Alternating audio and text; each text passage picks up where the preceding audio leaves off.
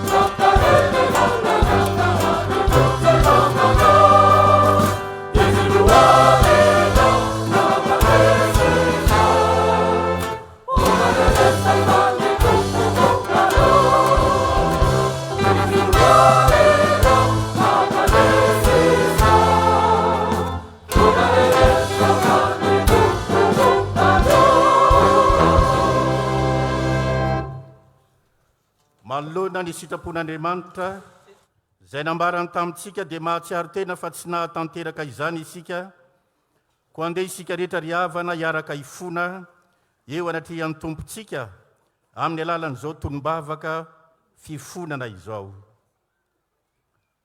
Ry Tompo Andriamanitra io, tamin'izay rehetra no kasainay fa atao, dia niantehitra tamin'ny tenanay samy irery sy ny maha izy azy anay izahay, fa tsy nahatsiaro anao Andriamanitray zay fototry ny fitahiana. Mamindrafo aminay Tompo, tsy mba olo ny fanetretely izahay, fa feno fiharehana mandrakariva hany ka tonga manalavitra anao an-trany ny fiainanay.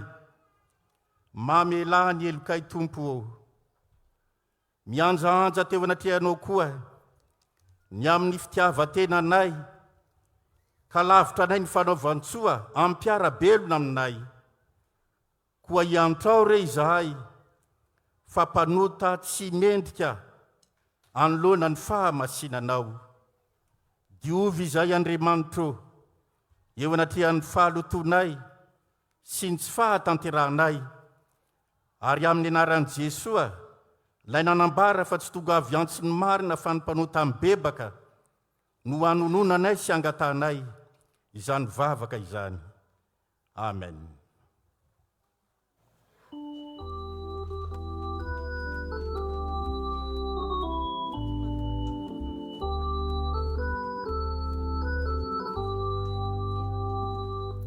Sim.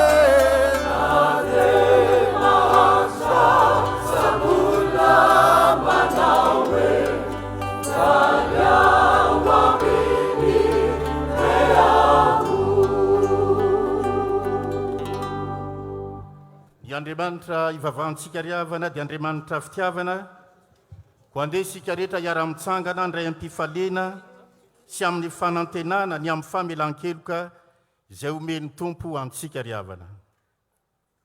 Hoy ny Tompo Andriamanitsika, na dia mandra-pahantotrareo aza dia tsy miova aho, ary mandra-pahafotsy volonareo dia izaho ihany no isahirana mitondra anareo.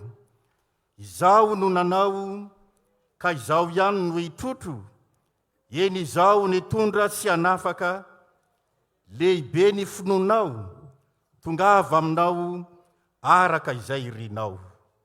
Sambatra ny olona izay voavelan'ny elony, tsy voasarona ny fahotany, sambatra ny olona izay tsy isainy Jehova eloka, ary tsy misy fitaka ny fanainy. Amen.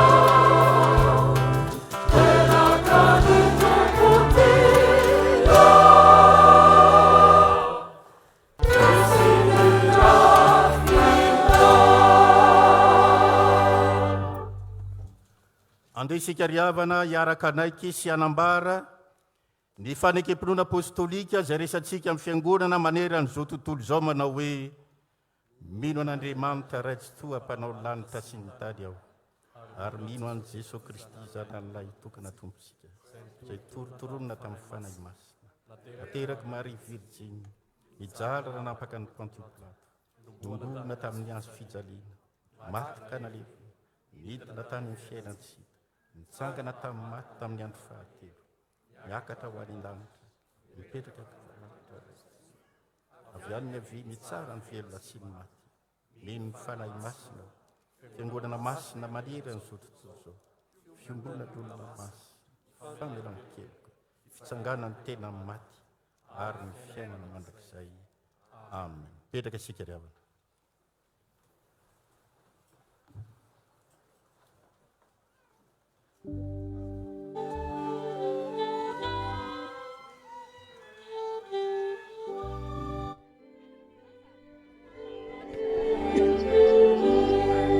Dia miarabantsika rehetra manatitra ny arabantsika rehetra izay manaraka ny fahitalavitra fahazavana televiziona fahazavana amin'izao fotoana izao ary manona ny fiadanan-tompo ho amintsika rehetra hatrany izahay. Araka ny hitantsika dia manatraka mivantana izao Fanompoampivavahana lehibe ety amin'ny Coliseum isika amin'izao fotoana izao izay nasanantsika rehetra ny anaraka izany ao anatin'izao fotoana izao moa. Araka ny fantatsika dia mbola ao anatin'ny andrana ara-teknika ny televiziona fahazavana fa saingy miezaka hatrany mampiaina antsika mivantana izany fotoan-dehibe ho an'ny FJKM manerana nosy izany. Efatra mianadahy izahay no mampitanao mivantana izao fotoanantsika ao amin'ity androany ity izao. Tsanta finaritra irivo ify sy mendrika ireo izahay no miatraka mifandrimina ao anatin'izay fampitana mivantana izany fotoanantsika izany. Miarabanao rivo. Miarabanao tsanta dia miaraba ny mendrika sy fiany koa dia miaraba ny tsika ny tokotrano izay manaraka ny fahitalavitra fahazavana amin'izao fotoana izao. Miarabantsika rehetra ny tanjonsika moa zany ao anatin'izao Fanompoampivavahana izao dia fiarahabana ny filohan'ny FJKM sy fitrotronam-bavaka ny taom-piasana 2024 ho an'ny FJKM manerana ny Madagaskar ihany koa taorian'ny synody lehibe izay nitanterahana tany taolanaro tamin'ny volana aogositra lasa teo moa dia ny mpitandrina zaka zany pastera zaka Andriamampianina no mitondra indray ny FJKM ao anatin'ny efataona nandimby ny pastera iraka Andriamaso amin'ny tsanta. Raha ny fandaram-potoana ao amin'ity androany ity araka ny fanarahantsika teo dia mipatrika ny fotoana Andriamatoa 𝙃𝙤𝙑𝙁𝙗 mpitandrina mpanolo-tsaina ao amin'ny birao ny mpandrindra foibe izy ny mitory ny tenin'Andriamanitra kosa ao amin'ity androany ity dia Andriamatoa Rakotina Valina Maholy mpitandrina filompanampy mpitandrina birao mpandrindra foibe ihany koa. Ny mivavaka ao anatin'ny soratra masina kosa dia Andriamatoa 𝙃𝙤𝙑𝙁𝙗 𝙁𝙗 mpitandrina ary ny mamaky ny soratra masina eo amin'ny testamenta taloha dia Andriamatoa Ramanamisata tojinirina ary ny eo amin'ny filazantsara Ramatoa Ratsimbazafy Oliarsoa ary ny epistily kosa dia Andriamatoa Randimby Fanantenana mpitandrina. Ny anao ny vavaka fangatahana dia Ramatoa Tizainalala Tahivola sady roampiandraikitra foibe FJKM. Ny manao ny raharaham-piangonana dia Andriamatoa Rakotondrainjaona izay sekretera jeneraly ny foibe FJKM. Mitondra ny tenin'ny Braon ny mpiandraikitra foibe Andriamatoa Razarasoa Timothy filopanampy laika sady Brao mpiandraikitra foibe. Ny anao ny fotoana ho an'ny ankizy sy ny tanora moa dia Randriamasoa Tahivinirina izay misy olo tena ny filom-piangonana sy ny birao ary tonia izay manatrika eto ary fiangonana rahavavy izay tonga eto any koa. Ianareo fikambanana diakona sy lolona Tanarivo renivohitra sy ny manodidina manatanteraka zao asa vavolombelona zao. Ianareo sampanatora kristianina ratsaka tokom-pihira sy ny fikambanana fitendrena sy fikirana zava-maneno. Ianareo tompona andraikitry ny fanaingona rehetra na ny voninkazo sy ny trano eva rehetra. Ianareo mpanao tsy lazaina, ianareo kristianina rehetra tsy hakanavaka tonga marobe ankehitriny. Ny andany mitodika aminareo ray aman-dreny ara-panjakana, nasaina avokoa reto ray aman-dreny reto fa noho ny andraikitra sy ny andidy dia mety misy mbola mahantana azy ireo. Andriamatoa filoha fanavaozana ny repoblika ny Madagaskar mivady nasolotena Andriamatoa isa mpanotsana avo fanavaozana mambady avy. Andriamatoa prime ministre mivady lehibe amin'ny gouvernemanta izay manatrika etona miaraka aminareo ministra mpikambana amin'ny gouvernemanta ary ro mpiara-miasa rehetra ao amin'izany misy tena hiadikinareo zany. Miaraka any koa anao Andriamatoa filoham-pirenena teo aloha izay tonga manatrika etona mombanao koa ny tompo. Andriamatoa filohan-temirandolona mivady sy nareo olo Madagaskar rehetra ny filohan-temiram-pirenena sy nareo solom-bava-bahoaka ny Madagaskar izay tonga manatrika etona. Ianareo anatin'ny mpitsara avo mba amin'ny lampanrenana izay tonga eto. Ianareo anatin'ny lehibean'ny faritra, ianareo préfet, ianareo lehibean'ny distrika, ianareo ben'ny tanàna, ianareo lehibean'ny fokotany, ianareo lehibean'ny sampanara miankina sy tsy miankina amin'ny fanjakana olo manakaja ambony amin'izany sehatra izany. ianao zanaky ny fiangonana mandraikitra rehetra eo fanjakana zay manatrika etona isaony ianao rehetra namaly ny fanasana ka tonga ranatrika izao fampavahany izao le andriamanitra tompontsika manakare-pahasoavana bevonatrany androsaka fitahina amintsika tsirariavy sa tokantrano isam-pianakaviana ho anany kristianina rehetra sy ny vahoaka malagasy tsy vakivolo amin'izao taona vao mentompo izao toy izao ary havana ny asa zay iainantsika nay resaka-pony tompo amin'ity taona enina amby roapolo sy roa arivo ity ny asa sosialy totoso somatsara ny sosialy FJKM andiany voalohany izay tanterahana ny tsy ny telo andro ny 720 enina folo janoary lasa teo tao mikajabary amamasina etsika lehibe nanena indray ny andraikitra sosialy tsy ara-panara isan'ny fiangonana FJKM ho an'ny fiarahamonina notariandriamatofoloany FJKM ny mpitandrandriamampianina zaka hary-masomivady niaraka amin'ny FTV-AFiFaB amin'ny département amin'ny fanana sy fampamokarana fampandrosoana sosialy ity asa sosialy ity name voninahitra nietrika andriamato premier ministre Janoary Veloery-Salama niaraka amin'ireo ministra mpiara-miasa aminy tamin'ny fanokafana sy ny fanoanana zay naseho tao anatin'izany mankasitraka tompoko fanatanterahana ny filamatra hoe fiangonana manakaiky ny vahoaka dia nijoro ny fotokevitra mibaiky ny tolotra natao hoe finosy filazantsara ny mofo maro tolotra ny mena vahoaka toy ny tolotra ara-pahasalamana tolotra ara-sosialy tolotra ara-tsaina sy tolotra ara-panahy tolotra asa sy fiofanana torolala momban'ny asa sy noavin'ny tanora ary toy ny tolotra sakafo mamaipaona reto ny tatitra na totalisa mifanandrify amin'izany ny sitraka ny fitsaboana ara-pahasalamana dia mihoatra ny atao hoe 5,000 sy ray alina ny olona na sakafo mamaipaona dia 5,000 sy 2 alina nazo ny torolala momban'ny asa dia 20 sy 500 sy 7,000 ary nanao ny atao hoe CV na curriculum vitae voaraya dia eo amin'ny 500 sy 5,000 ary nisy nahazo asavetrany tamin'izy ireo nandray fiofana isaky ny trano eva dia nanodidina amin'ny 200 sy 3,000 natratra 10,000 sy ray alina isanandro mihoatra ny olona tonga nandray anjara sy nisitraka zany tolotra samy hafa izany mareo fankasitrana ny fiangonana FJKM manareo sodapartany rehetra nandray anjara ny fitandremana ny sapanasapanasa ianareo orinasa-panoana ary irasany sehatra ny fanjakana zay niara-miasa tao anatin'izany satratra voalohany azo azo sosialy zao rasika-pony tompo dia mbola tohizana amin'ny andeha manaraka fanamafisana sy fanompona sy anfehina ny fiarahamonina ny fambolena ala antanteraka ny fambolena ala isika FJKM sabotsy 7 janoary avy zao any an-tanora manjakandrina hany an-taninatsika rehetra ho tonga amin'izany misy fiarombonana ary misotra anarana ao amin'ny fobe FJKM zay andeha amin'izany fiarombonana izany isaonan Jesosy ankasitrana amin'ny filohan'ny FJKM sy ny FTV-AFiFaB havana ankasitrana ito manokana ny filohampanjakana sy andriamato premier ministre sy ny mpiara-miasa aminy fa tao anatin'ny taona 2024 ny 10 novambra dia azo sady nomena ny FJKM ny fahazondalina ny fisokafan'ny fahazavana televizion ary antsika amin'resaka izao dia mandeha mivantana amin'izany televizion FJKM izao fandarana izao miaraka amin'ireo teknisiana misy araiky amin'ny 30 zay mantanteraka izany ankehitriny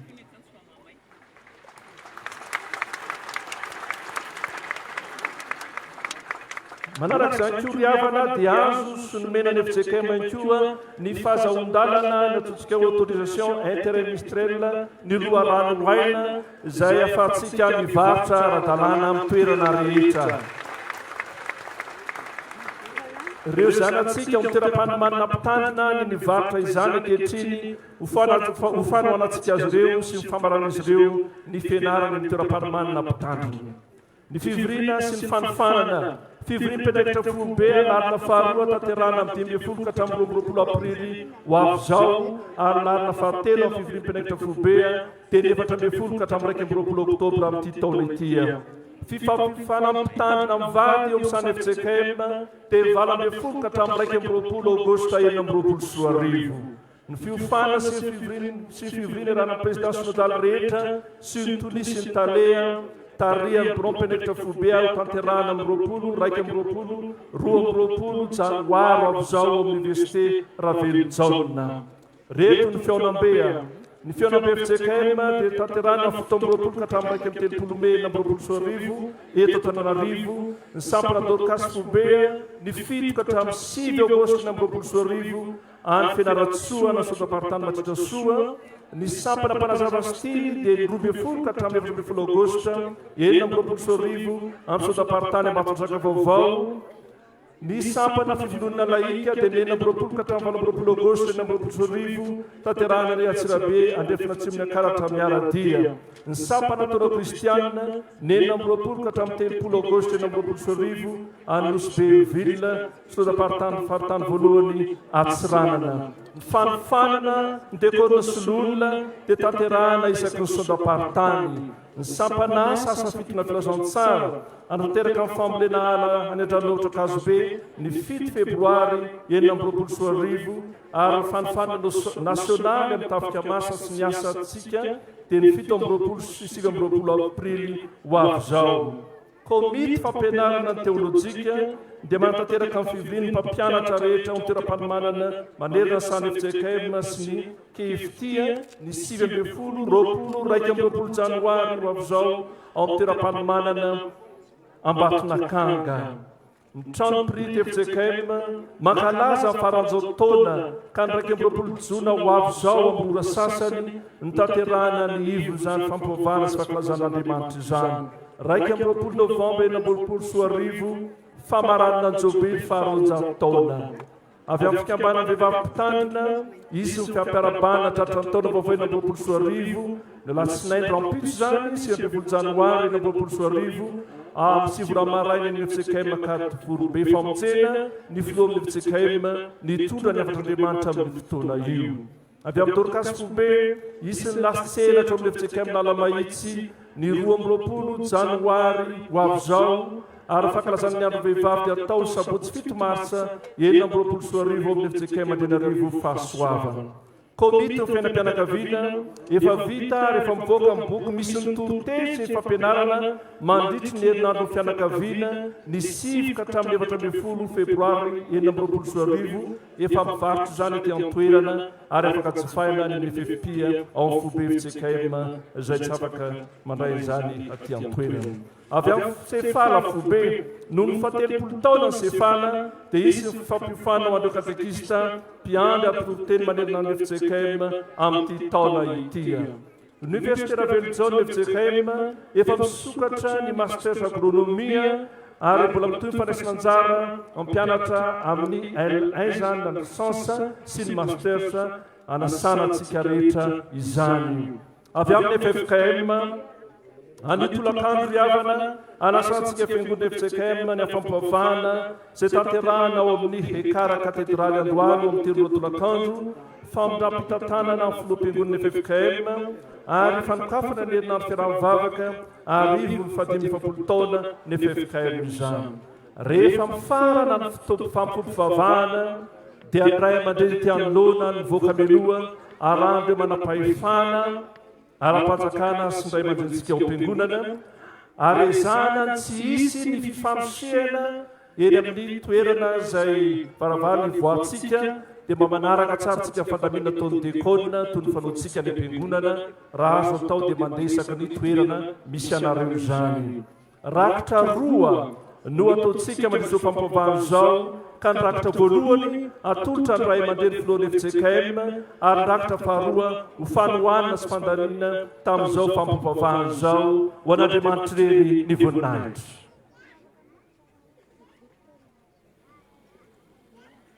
Tonga amin'ny fotoana rakitra isika riavana manatanteraka hira ny antoko-pihira mandritra ny fanatazana izany rakitra izany.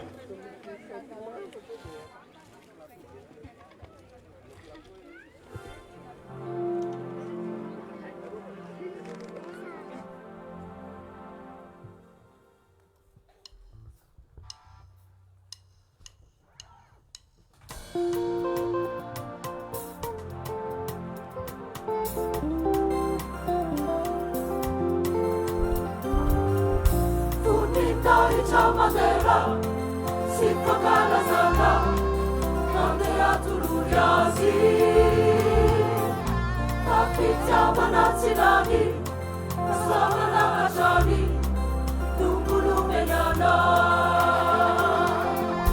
fitahiana tsarazaina ary tolosaina atusany hoanao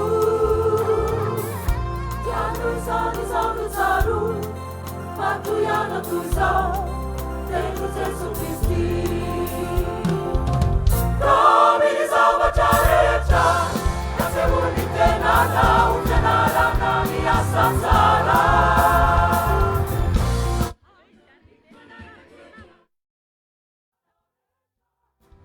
kununanamba Domini zavatra rehetra nasehony tenanao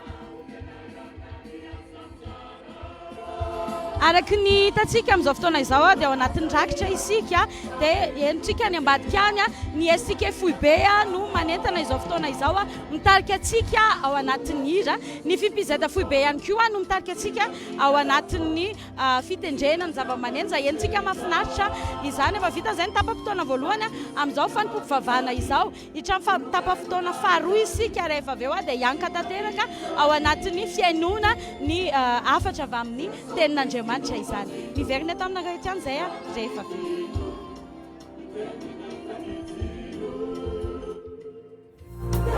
Azina izava iseuni mazava anazava ni lalana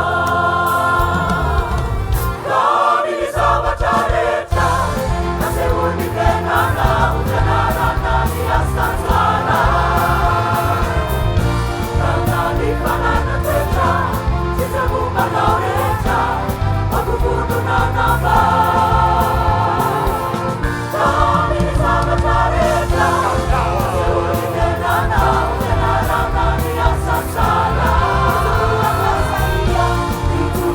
Kasaia, sajini tumputia, tumanira kampana. Nasa misiano, inu natau, atau gawan zanau. Antu pisino misi, tangira ananau, nana barasi. Singituri famutena. Ena taom-piasana Película Madagascar Sabe poucos eles E este queima ele Domini zavatra rehetra Nasehony tenanao Fianarana miasa tsara Tanany manana toetra Sisakombanao rehetra Makukununanamba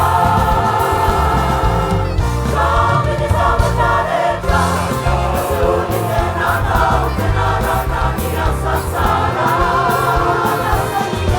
Mitsuru akasaia Sajini tumputia Tumanira tanana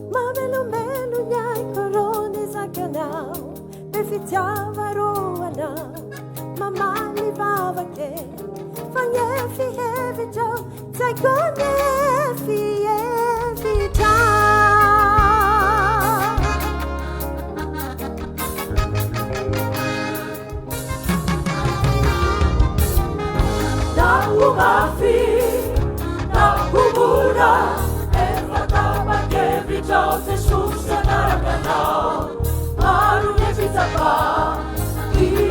kafao Marunge sitapu Sejata karubana Afapu yahu Famanagana Afapu yahu Familisana Jésus-Christ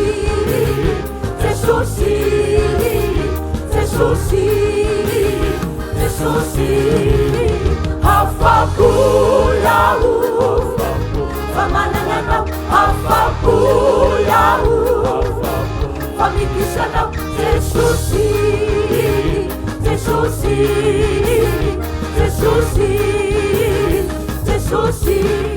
Salale manana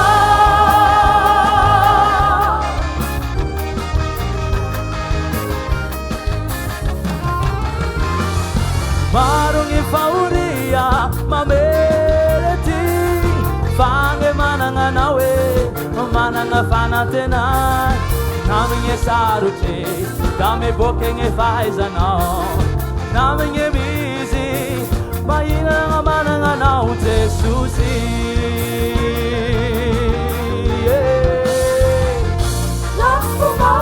Naumafe Naumura Aro Yareta Kwava Aro Nesitapu Masata Karupana Afapu Yahu Afapu Yahu Familisana Jésus-Christ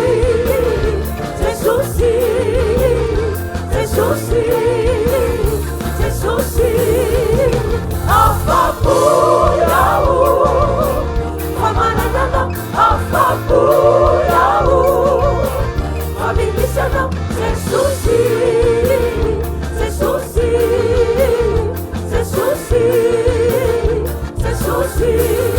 Salale manana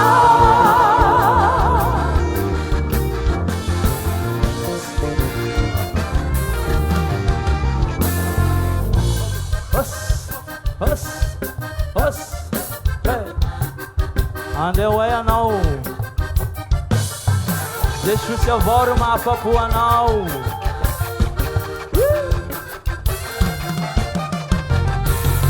Afapu yahu,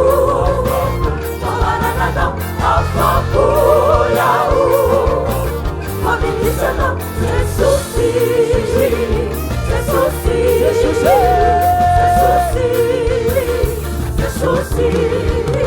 Afapu yahu, afapu yahu, familisana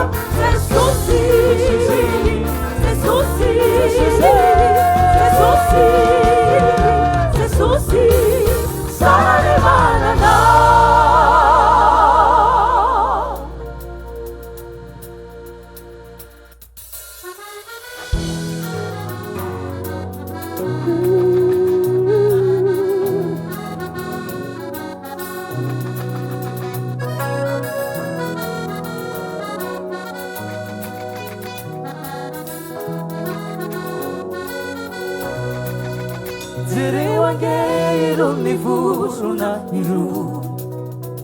Mama finamidzinza izire Simitauna wana tu pichatakus Lerai pahari numa melu nas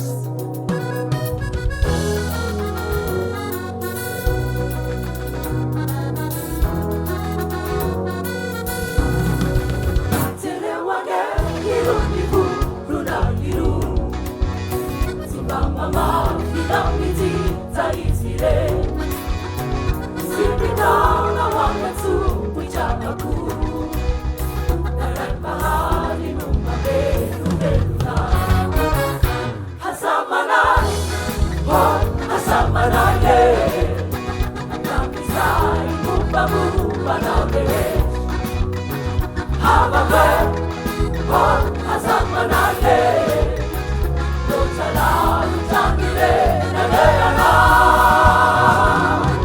Iya Iya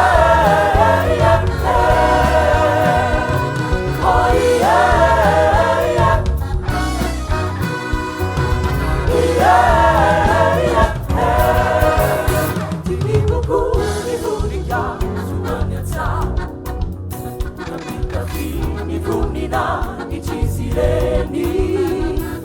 mamolina miasy zano iao maika fa ianao ve tsy mba hojere azamanay azamanay zany mihitsy anao hoe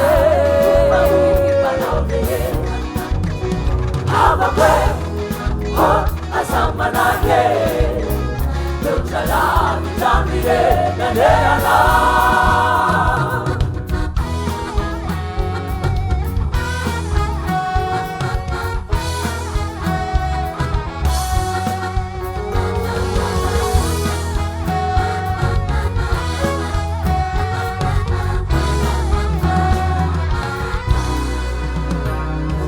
ahita mihoatran'izany ka tsao alohany fanjakany ka tsao alohany fanjakany dia zamanay ahita mihoatran'izany ka tsao alohany fanjakany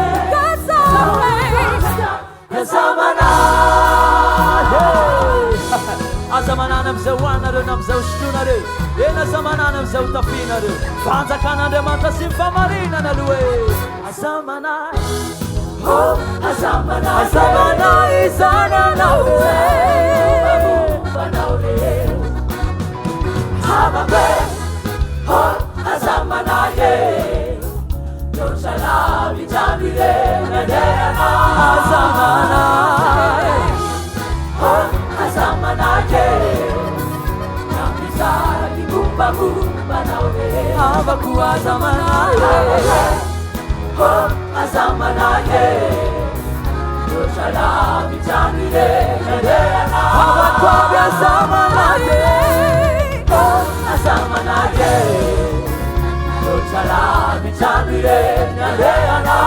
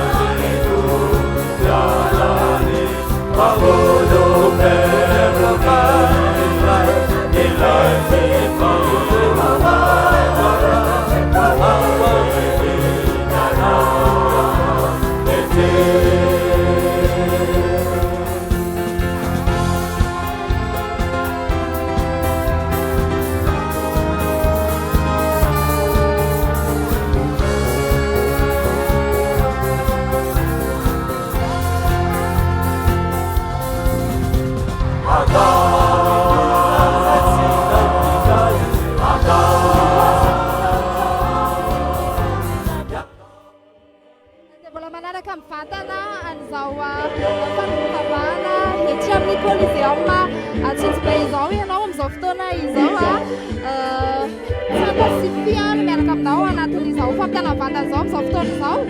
Araka ny avaratao anatin'ny raharam-piangonana teo moa zany dia efa misokatra amin'ny ofisialy ny fahitalavitra fahazavana ny televiziona fahazavana izay efa afakaranao mivantana izao Fanompoampivavahana ety amin'ny Coliseum izao ary afakaranao mivantana ihany koa izao Fanompoampivavahana izao amin'ny page izay televiziona fahazavana izay efa afakarana manomboka amin'ny valora baraina hatramin'ny 12 alina izay fahitalavitra izay mbola ao anatin'ny azana teknika moa isika ankehitriny fa apetraka ampiaratanan'Andriamanitra dia mahafahantsika rehetra manaraka izany fahitalavitra izany hatrany mampiaina mivantana amin'izao fidelana sy ny fidinana ny filazantsara ihany koa. Fa ankoatran'ny televiziona fahazavana dia voalaza ihany koa atao anatin'ny raharam-piangonana teo fa efa nahazo fahazondalana ny loharano aina izay ranontsika FJKM raha samy anjifa ihany sika dia aleo manjifa ny ato anatiny any FTV FJKM. Ireto izay ry tompoandriamanitra io mireto anatrianao manolotra ireto rakitra ireto zay vokatry ny fonay manontolo amasino Andriamanitra mba hatanteraka ny asanao amin'ny fahamarinana sy araka ny sitraponao ary atolotra miaraka amin'izany koa ny tenanay mba ho avaozonao sy mba ho voninahitra ny anaranao irery ihany amin'ny anaran'i Jesosy tomponay amen. Miara-mipetraka isika ry havana. Tanterahantsika ry havana ny hira fa 7:500 ny andiny voalohany ihany mitsangana ny ankizy sy ny tanora mandritra n'izany hira izany ary anatanteraka ny 10 minitra ho an'ny tanora sy ny ankizy ny ray aman-drenitsika.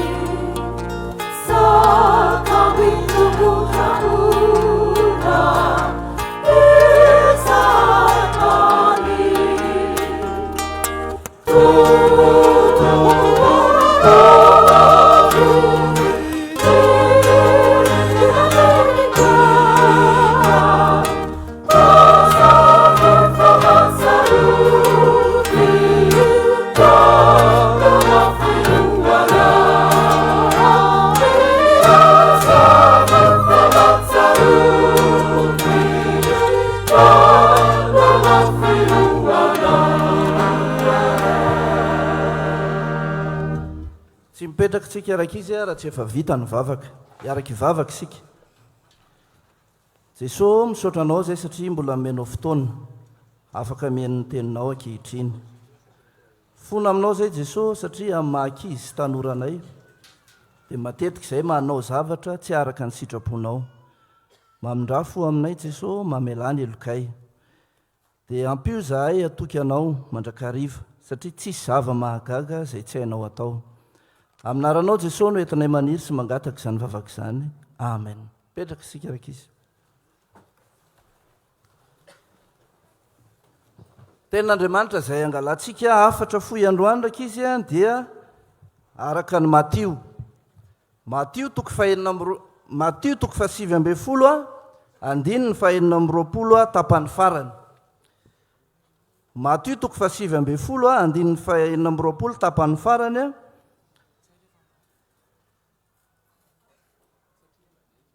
Zay mivaky toy izao amin'ny anaran'i Jesosy. Fa hain'Andriamanitra ny zavatra rehetra. Amen. Inona moa ny loha hevitra banjintsika amin'ity volana Janoary ity raka izy? Misy mahafantatra? Mahefa ny zavatra rehetra ny tompo. Ary izany no isafidianantsika ny teny hoe fa hain'Andriamanitra ny zavatra rehetra.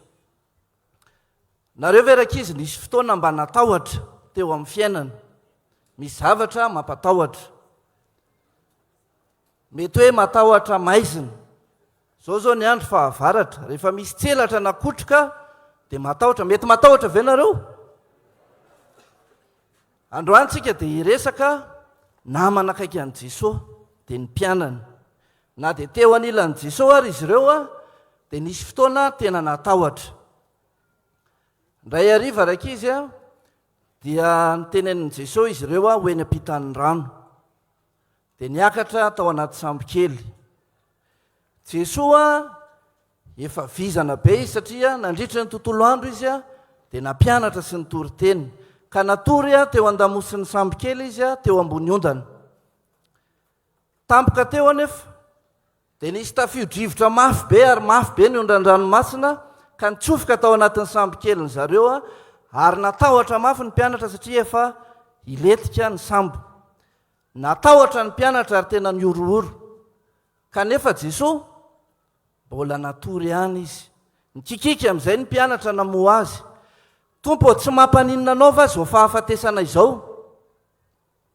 dia nitsangany Jesosy tsy taitra izy tsy natahotra tsy niorooro fa nijeryn'ny rivotra izy a sy ny ranomasina dia niteny tamin'ny fahefana hoe mangina mitsahara ary niaraka tamin'izay a dia tony ny ranomasina ary tsy nisy tsony ny tafio-drivotra zany tantara zany ndraiky izy dia tantara tsy foronina fa tantara ny ainan'i Jesosy fony izy tetỳ an-tany ary mampatsiahy antsika fa mahefa ny zavatra rehetra ny tompontsika fa na ny rivotra na ny ranomasina na ny aretina ninninona olantsika dia vitan'i Jesosy ny mamahany zany hiatrika ty taona vaovao ty isika raiky izy maro ny lalana mety hodiavina mety matahotritsika indraindray mety sahiran-tsainitsika ary mety misy olana mety misy aretina raha mahazo atsika fa tadio a tsy misy dikany amin'i Jesosy ny olantsika eo akaikitsika mandrakarivo Jesosy ao anaty sambo kelyntsika izy ka raha misy olana manahirana atsika dia atsofa mahefa ny zavatra rehetra ny tompo hivavaka isika izay hivavaka ataoko a dia averinareo rehetra hivavaka isika Jesosy misaotra anao zahay fa mbola mampatsiahy anay anao androany fa Andriamanitra mahery mahefa ny zavatra rehetra ianao ampio zahay antoky anao aminaranao Jesosy nanaovanay izany vavaka izany amen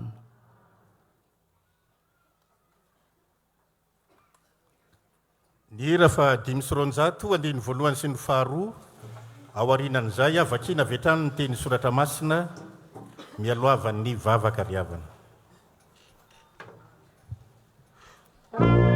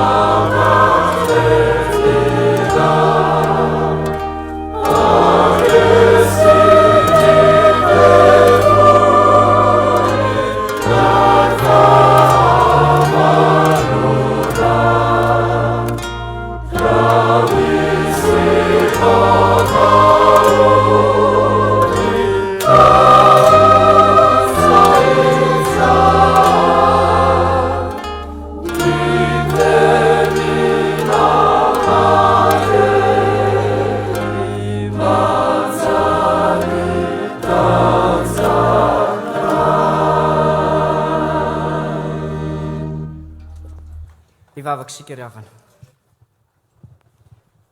Tonga ny fotoana andrenesanay ny teninao Tompo. Ny teninao no teny fiainana ho an'ny olona rehetra. Aoka azo fiainana avy amin'ny teninao zahay. Ny fanaonao masina izay nomenao anay anie, hiasa ty anatinay, hanazava anay, mba hanananay fahazavan-tsaina, atakaranay ny sitraponao. Ny teninao izay teny fiainana, tonga nofo tao amin'i Jesosy-Kristy. Hiasa ty anatinay anie izany, ary aoka ianao no hanjaka ty anatinay, ka hanova ny fiainanay, hifanandrify amin'ny sitraponao noho ny amin'i Jesosy-Kristy. Tendreo ny molotry ny mpanomponao izay hamaky ny teninao, ka hamaky izany madio ary hahatonga anay handre teny mamy sy teny fiainana avy aminao. Ny mpanomponao izay hanambara ny afatrao, dia ho tahinao anie izy, ka hanambara madio ny sitraponao. Ho tahinao anie izahay rehetra, ka ahitanao Jesosy-Kristy izay mpamonjy anay. Mitenena Tompo, fa vonina iainao anao zahay, amin'ny anaran'i Jesosy-Kristy. Amen.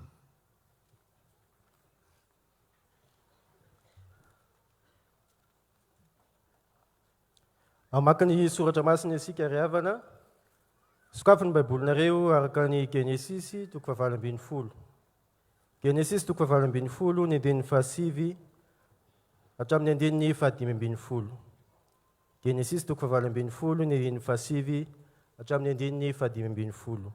Vakina amin'ny anaran'i Jesosy. Ary hoy izy teo lahy tamin'ny Abrahama, aiza Sara vadinao? Ary hoy kosa izy, indra ao anday izy. Ary hoy izy, iverina aminao tokoa aho raha avy ny taona toy izao. Ary indro anana zazalahy Sara vadinao. Ary Sara nandray izany teo ambaravaran'ilay izay teo ivon'ilay ny teny. Ary Abrahama sy Sara dia samy efa zoky olona ka nandroso faniterana. Ary efa nitsahatra tamin'ny fomba-mbehivavy Sara. Ary Sara dia niomianakapo ka nanao hoe, moa mbola nanafaliana ihany va aho rehefa tratrano toy izao. Sady efa antotra koa tompoko lahy. Ary hoy Jehovah tamin'ny Abrahama, nahoana no niome Sara ka nanao hoe, hiteraka tokoa va aho, kanefa izao efa antotra izao. Fa moa misy zavatra mahagaga izay tsy hain'i Jehovah va? Amin'ny fotoan'andro, raha avy ny taona toy izao dia hiverina aminao aho, ary Sara na zazalahy. Dia nandasy Sara satria natahotra izy, ka nanao hoe, tsy niome aho tsy akory, fa hoy ilay ny teny, tsia fa niome mihitsy ianao. Amen.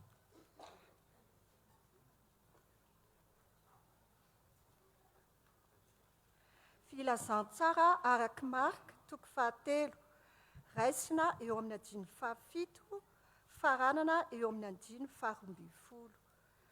Marka 7, 7 ka hatramin'ny 12. Amin'ny anaran'i Jesosy. Ary Jesosy mba mipiana ny ala teo ka nakany amin'ny ranomasina, ary nisy olona maro avy tany Galilea nanaraka azy. Ary nisy olona maro koa avy tany Jodia sy Jerosalema, Sedoma sy tany andafin'ny Jordana, ary tamin'ny tany manodidina ny Tiro sy Sidona, nandre izay zavatra nataony dia nakeo aminy. Ary izy nilaza tamin'ny mpianany mba hanisy sampokely handry azy noho ny habetsahan'ny vahoaka, fandrao mifanety aminy ireo. Fa efa nasitrana olona maro izy, ka dia nifanety taminy mba hanendry azy izay rehetra nananaretiny.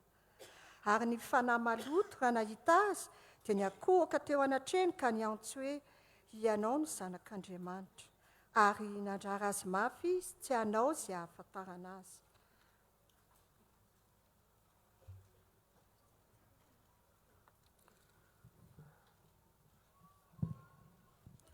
Hofaranantsika ny vakiteny ry havana, Efesianina 7.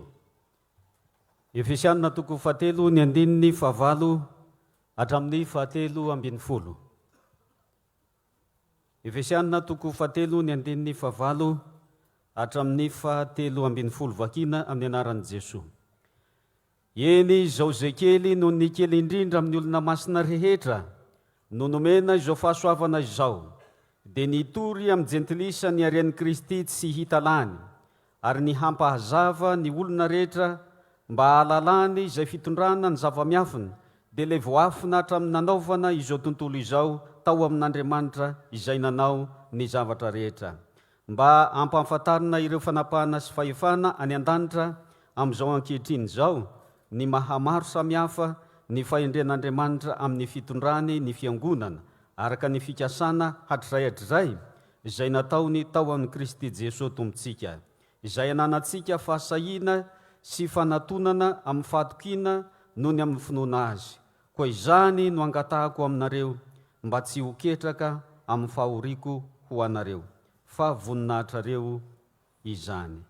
Amen. Ray masonao manamasinana amin'ny fahamarinana ny teninao ny fahamarinana. Amen. Fifaliana ho antsika riavana ny andray ny ray aman-dreny filompanampitandrina eo anivon'ny borompiandraikitra foibe hitondra ny tenin'Andriamanitra ka miloha izany andeha isika rehetra hiara-mitsangana hiaraka iredona ny firana fanampy ny 7 andiny voalohany sy ny faharoa.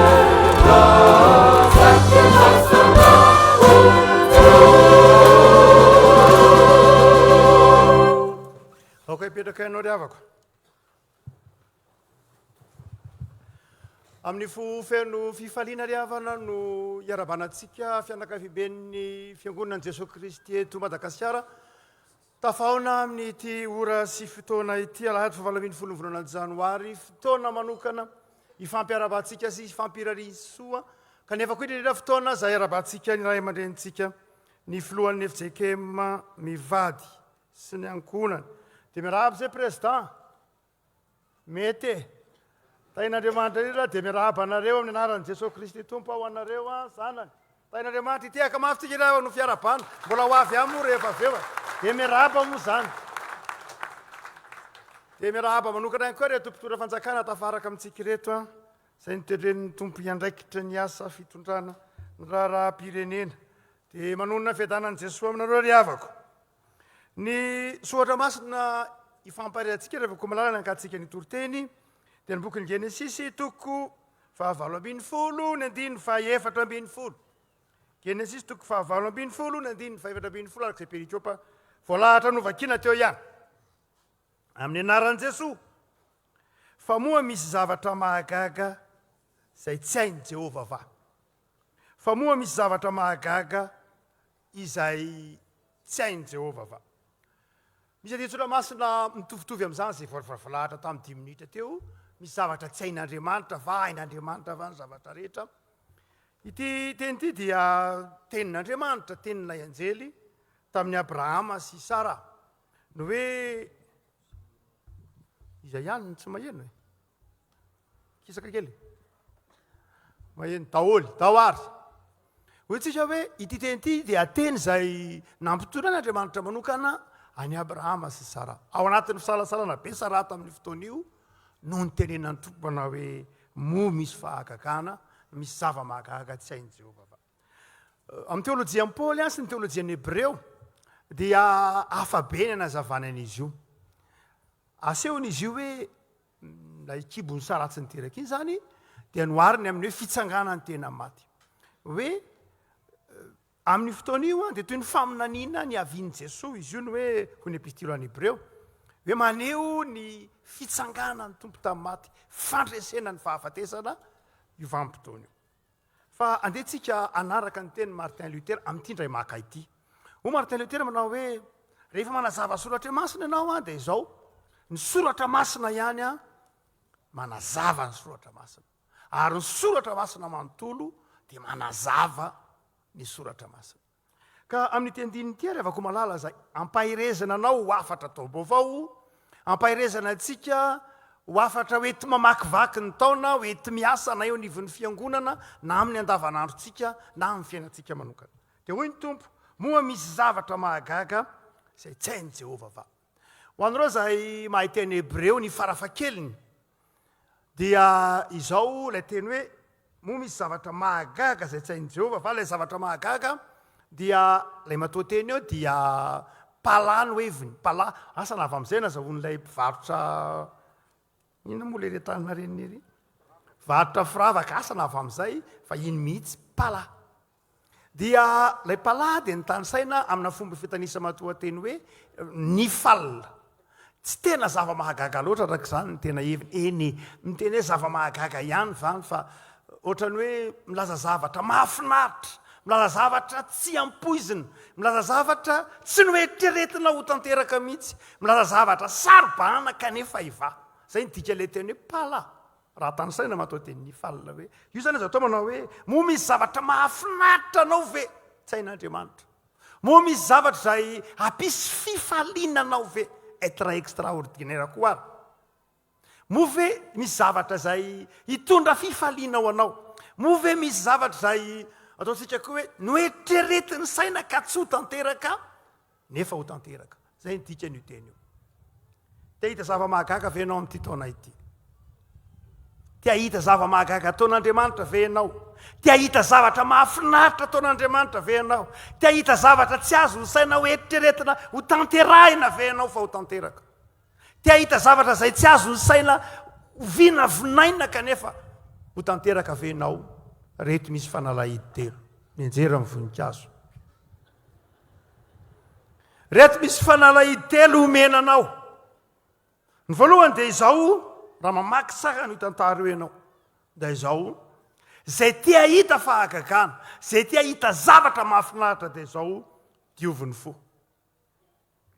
Maninona? Diovy ny fo. Jereo tsara ny tantaran'i Abrahama amin'ny toko 7 ray manontolo io. Jereo tsara ny fahadiovam-pony Abrahama. Raha tia hita zava-mahagaga ianao amin'ity taona ity, raha tia hita zavatra mahafinaritra anao amakivaky ity taona ity, raha tia hita zavatra tsy noeritreretinao ho tanteraka ianao kanefa ho tanterahan'Andriamanitra dia izao, diovy ny fo. Mba madio fo. Rafako malala, indraindray isika tsy mahay mamela eloka mihitsy. Indraindray io fotsika io feno zavatra tsy mahafinaritra an'Andriamanitra. Io fotsika nefany dia fo itoeran'Andriamanitra, fo itoeran'ny fitiavan'Andriamanitra. Saingy zao anefa lay fotsika feny fako, feny loto. Rehefa mankahala olona ianao mamakivaky ity taonay ity, asa any amin'ny fianakavinany, any am-piasanany. Ndradray tena efa misy olona tena efa leo be mihitsy ianao vao mahita azy anao dia manao tonga ndray ito. Vao mahita azy anao dia inona ndray re no lazainy ito olona ito. Vao mahita azy anao dia avy ndray rakizitiny. Zao revako malala. Esory ao am-pozana. Io fo io rehefa misy olona halanao, aza natokana teny malagasy tsy tia mainty. Fa rehefa misy olona tsy tianao mainty mihitsy, halanao, dia tadifo zao lasa prison na lasa fonja io fonao io. Lasa fonja zany hoe idinao ao le olona, idinao ao am-ponao ao izy. Asy ianao rehefa tany amin'ny prison. Fa rehefa mahita an'izany fonja zany ianao ao ny olona manao maloto, ao ny olona manao ny ataony rehetra, ny loto rehetra, karazan-doto rehetra, ko izy tsy mivokako. Fa izy mandeha makady amin'ny arabe, daholo ny ataony ny zavatra rehetra, dia ny fonao tahaka izany. Dia aza gaga raha ohatra ka von'ny ulcère, aza gaga raha marary vavony, aza gaga raha marary anto, miakatra ny tension, tsy mety sambatra mihitsy. Ko ny fonao fonjako, ny fonao anke fe mifakahalala, tsy fitiavana, tsisy nininona mihitsy. Fa maloto fotsiny ao anatiny ao. No zany dia sorevako malala. Tia hita zava-mahagaga ianao, diovy ny fonao. Hoy ny bokinao abolana toko 4:7. Tandremy io fonao io anaka, tandremy mafy io fonao io, satria ao anatin'io fonao io ao ny ivoahan'ny fiainana. Io no mitafiry ny fiainana, io no mitahiry ny aina, mitahiry ny fiainana, fa tsy mitahiry loto, fankahalana, fialonana, ketrotoana. Raha izany hoy bokinao abolana dia zao tsy zany, fa ny fo natao hitahiry fiainana. Ary rehefa ny fiainana ny ao am-ponao dia hoy Jesosy, arakaraky ny haben'ny ao am-po no tenena ny vava. Zay ao am-po no manjary action. Inona ny ao am-ponao ao? Valifaty, raha azoko ao. Iraniza moa, mbola ho azoko anao, iraniza moa. Avako malalo. Tia hita zava-baovao sy zava-mahafinaritra ianao amin'ity taona ity. Diovy ny fo anaka. Avela ho Jesosy hitoetra ao am-ponao ao. Aloha le fiainana no entin'i Jesosy no ao am-ponao, dia ho hitanao fa afinaritra anao ny taona. Eto Andriamanitra miteny, tia hita zava-mahagaga fa ianao, tsy misy zavatra mahagaga, tsy misy zavatra mahafinaritra anao, ka tsy hain'Andriamanitra fa manapa-hevitra an'io. Rehefa tokony atokantrano anao dia zao ataovy kalain be dada sineny. Dada sineny aho. Madio ny fokony aminao. Tovy kalain be ny ray aman-dreninao, ny ray tampo aminao, ny mpifanila bodirindrina aminao, fangamo anao tsara noho ny olona rehetra. Misy olona anankiroa misoratra masina. Ndray Petera, ndray Jodasy. Izy roa lahy reo samy tena nampime. Izy roa lahy reo samy nanao mitovy mihitsy ny fahotany, tsisy latsaka. Petera nandany Jesosy tsotro zao. Jodasy namadika. Tovy mihitsy. Saingy zao, rehefa samy tranenina no samy natsiary tena, fa diso, dia zao tsy nitovy ny lalany. Tsy nitovy ny lalana ny zorany. Natsiary teny Petera. Rehefa naneno lay akoho, naneno impiry moa? Ay zany raha mibaibolonareo zany. Naneno impiry ny akoho, ndray mandeha ihany. Fa Petera nanda intelo. Otre mata. Dia zao zavatra nitranga. Rehefa naneno ny akoho, jery amin'ny Petera ohatr'izao Jesosy, ahoana le promesse. Teo Petera va tonga sainy Andriamanitro. Nitomany fatratra izy. Nijery an' Jesosy izy, tena nitomany fatratra. Fa rehefa tonga saina kosa Jodasy, izy Jodasy nandeha, nezakazaka tany amin'ny mpisorona, tany amin'ny olombelona izy nandeha, fa tsy tany amin'ny Jesosy. tany amin'ny fombafombam-pivavahana izy nandeha fa tsy tany amin'ny fahasoavana. Noho zany inona ny nefarany fahafatesana ary inona ny nefarany ny fiainan'ny Petera iraka fiainam-baovao. Zany ry havako malala mifidiany ny adio fo. Zanak'Israely nivoaka ny Egypta, ny akabeazan'izy rehetra tsy isy tonga tany Kanana. Tafavoaka ny Egypta fa tsy tonga tany Kanana. Jereo tsara ny tantara. Olona telo sisa ny tonga tany Kanana. Satria nahoana? Tsy nadio fo. So dia mba tafavoaka ny Egypta ianao fa tsy tonga ny Kanana. Diovy le fo. Eny an-dalana ny zanak'Israely tsy nanao afa-tsy memenina tamin'Andriamanitra, ny monomonina tamin'Andriamanitra. Zao ve ny lalana hitondranao anay, zao ve ny fiainanay, zao ve ny fanarahana, monomonina ndray tamin'ny Mosesy, zao ve ny hitondranay anay, iza koa ary io miseho mananona io. Dia tsy nanao afa-tsy ny fanometsina, tsy ny fanao afa-tsy ny fanaratsy, tsy ny fanao afa-tsy ny fampitsara. Ka nisy tonga tany Egypta, tsy nisy tonga niala tavoaka ny Egypta fa tsy nisy tonga tany Kanana. Ry havako malalo, tianao zava-mahagaga aminao Andriamanitra. Marina loatra fa tsy manompo fahagagana ny protestanta rehefa mivavaka. Marina loatra fa tsy fivavahan'ny fahagagana isika. Tsy mivavaka mba azo fahagagana. Marina loatra fa tsy mpanompo fahagagana isika. Fa eto kosa ny tenin'Andriamanitra, tena mampanantena aminao.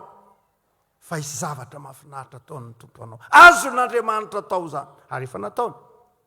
Tsy miankina amin'ny tsony fa miankina aminao. Andeha amin'ny fahasoavana sa tsy andeha amin'ny fahasoavana, adio fo sa tsy adio fo, hibebaka sa tsy hibebaka, hiova sa tsy hiova. Havako malala ny tompo any hamangy anao amin'ity ora sy fotoana ity. Mba tsy tonga ny daniny ny andro teto amin'ity toerana ity fotsiny ianao anio, fa tiany tompo hiova ny toe-tsainao. Ka hoe za tompo tia hita ny famindram-ponao, tia hita ny fahasoavanao, tia hita zava-mahagaga zay ataonao amin'ny fiainao. Vakio tsara ny Isaia 9:7. Nao vakitsika. Melo ny diratsika amin'ny faharo. Misy baiboly any aminareo? Tsisy ve? Ay, rehefa soara. Dao ary. Ary azaza fotsiny vandravandrana fa le baiboly vandrana. Dao ary Isaia 9:7. Andiny ny fahaenina. Jereo tsara lay afatry ny tompo aminao. Manamafy. Io le tenantsika soatra masina any mazava ny soatra masina. Efa renao ka dia jereo zany rehetra zany. Moa ianareo tsy hanambara izany fa mampandrehanao zava-baovao kosa ao hatramin'izay. Dia zavatra miafina izay tsy fantatrao. Vao izao no namorona anazy fa tsy hatramin'ny fahiny. Ary tsy mbola nandray azy ianao talohan'ny andro anio. Fa andrao anao hoe indro efa fantatro ihany zany. Misy zavatra vaovao fanorenao, zavatra tiany ny tompo atao aminao.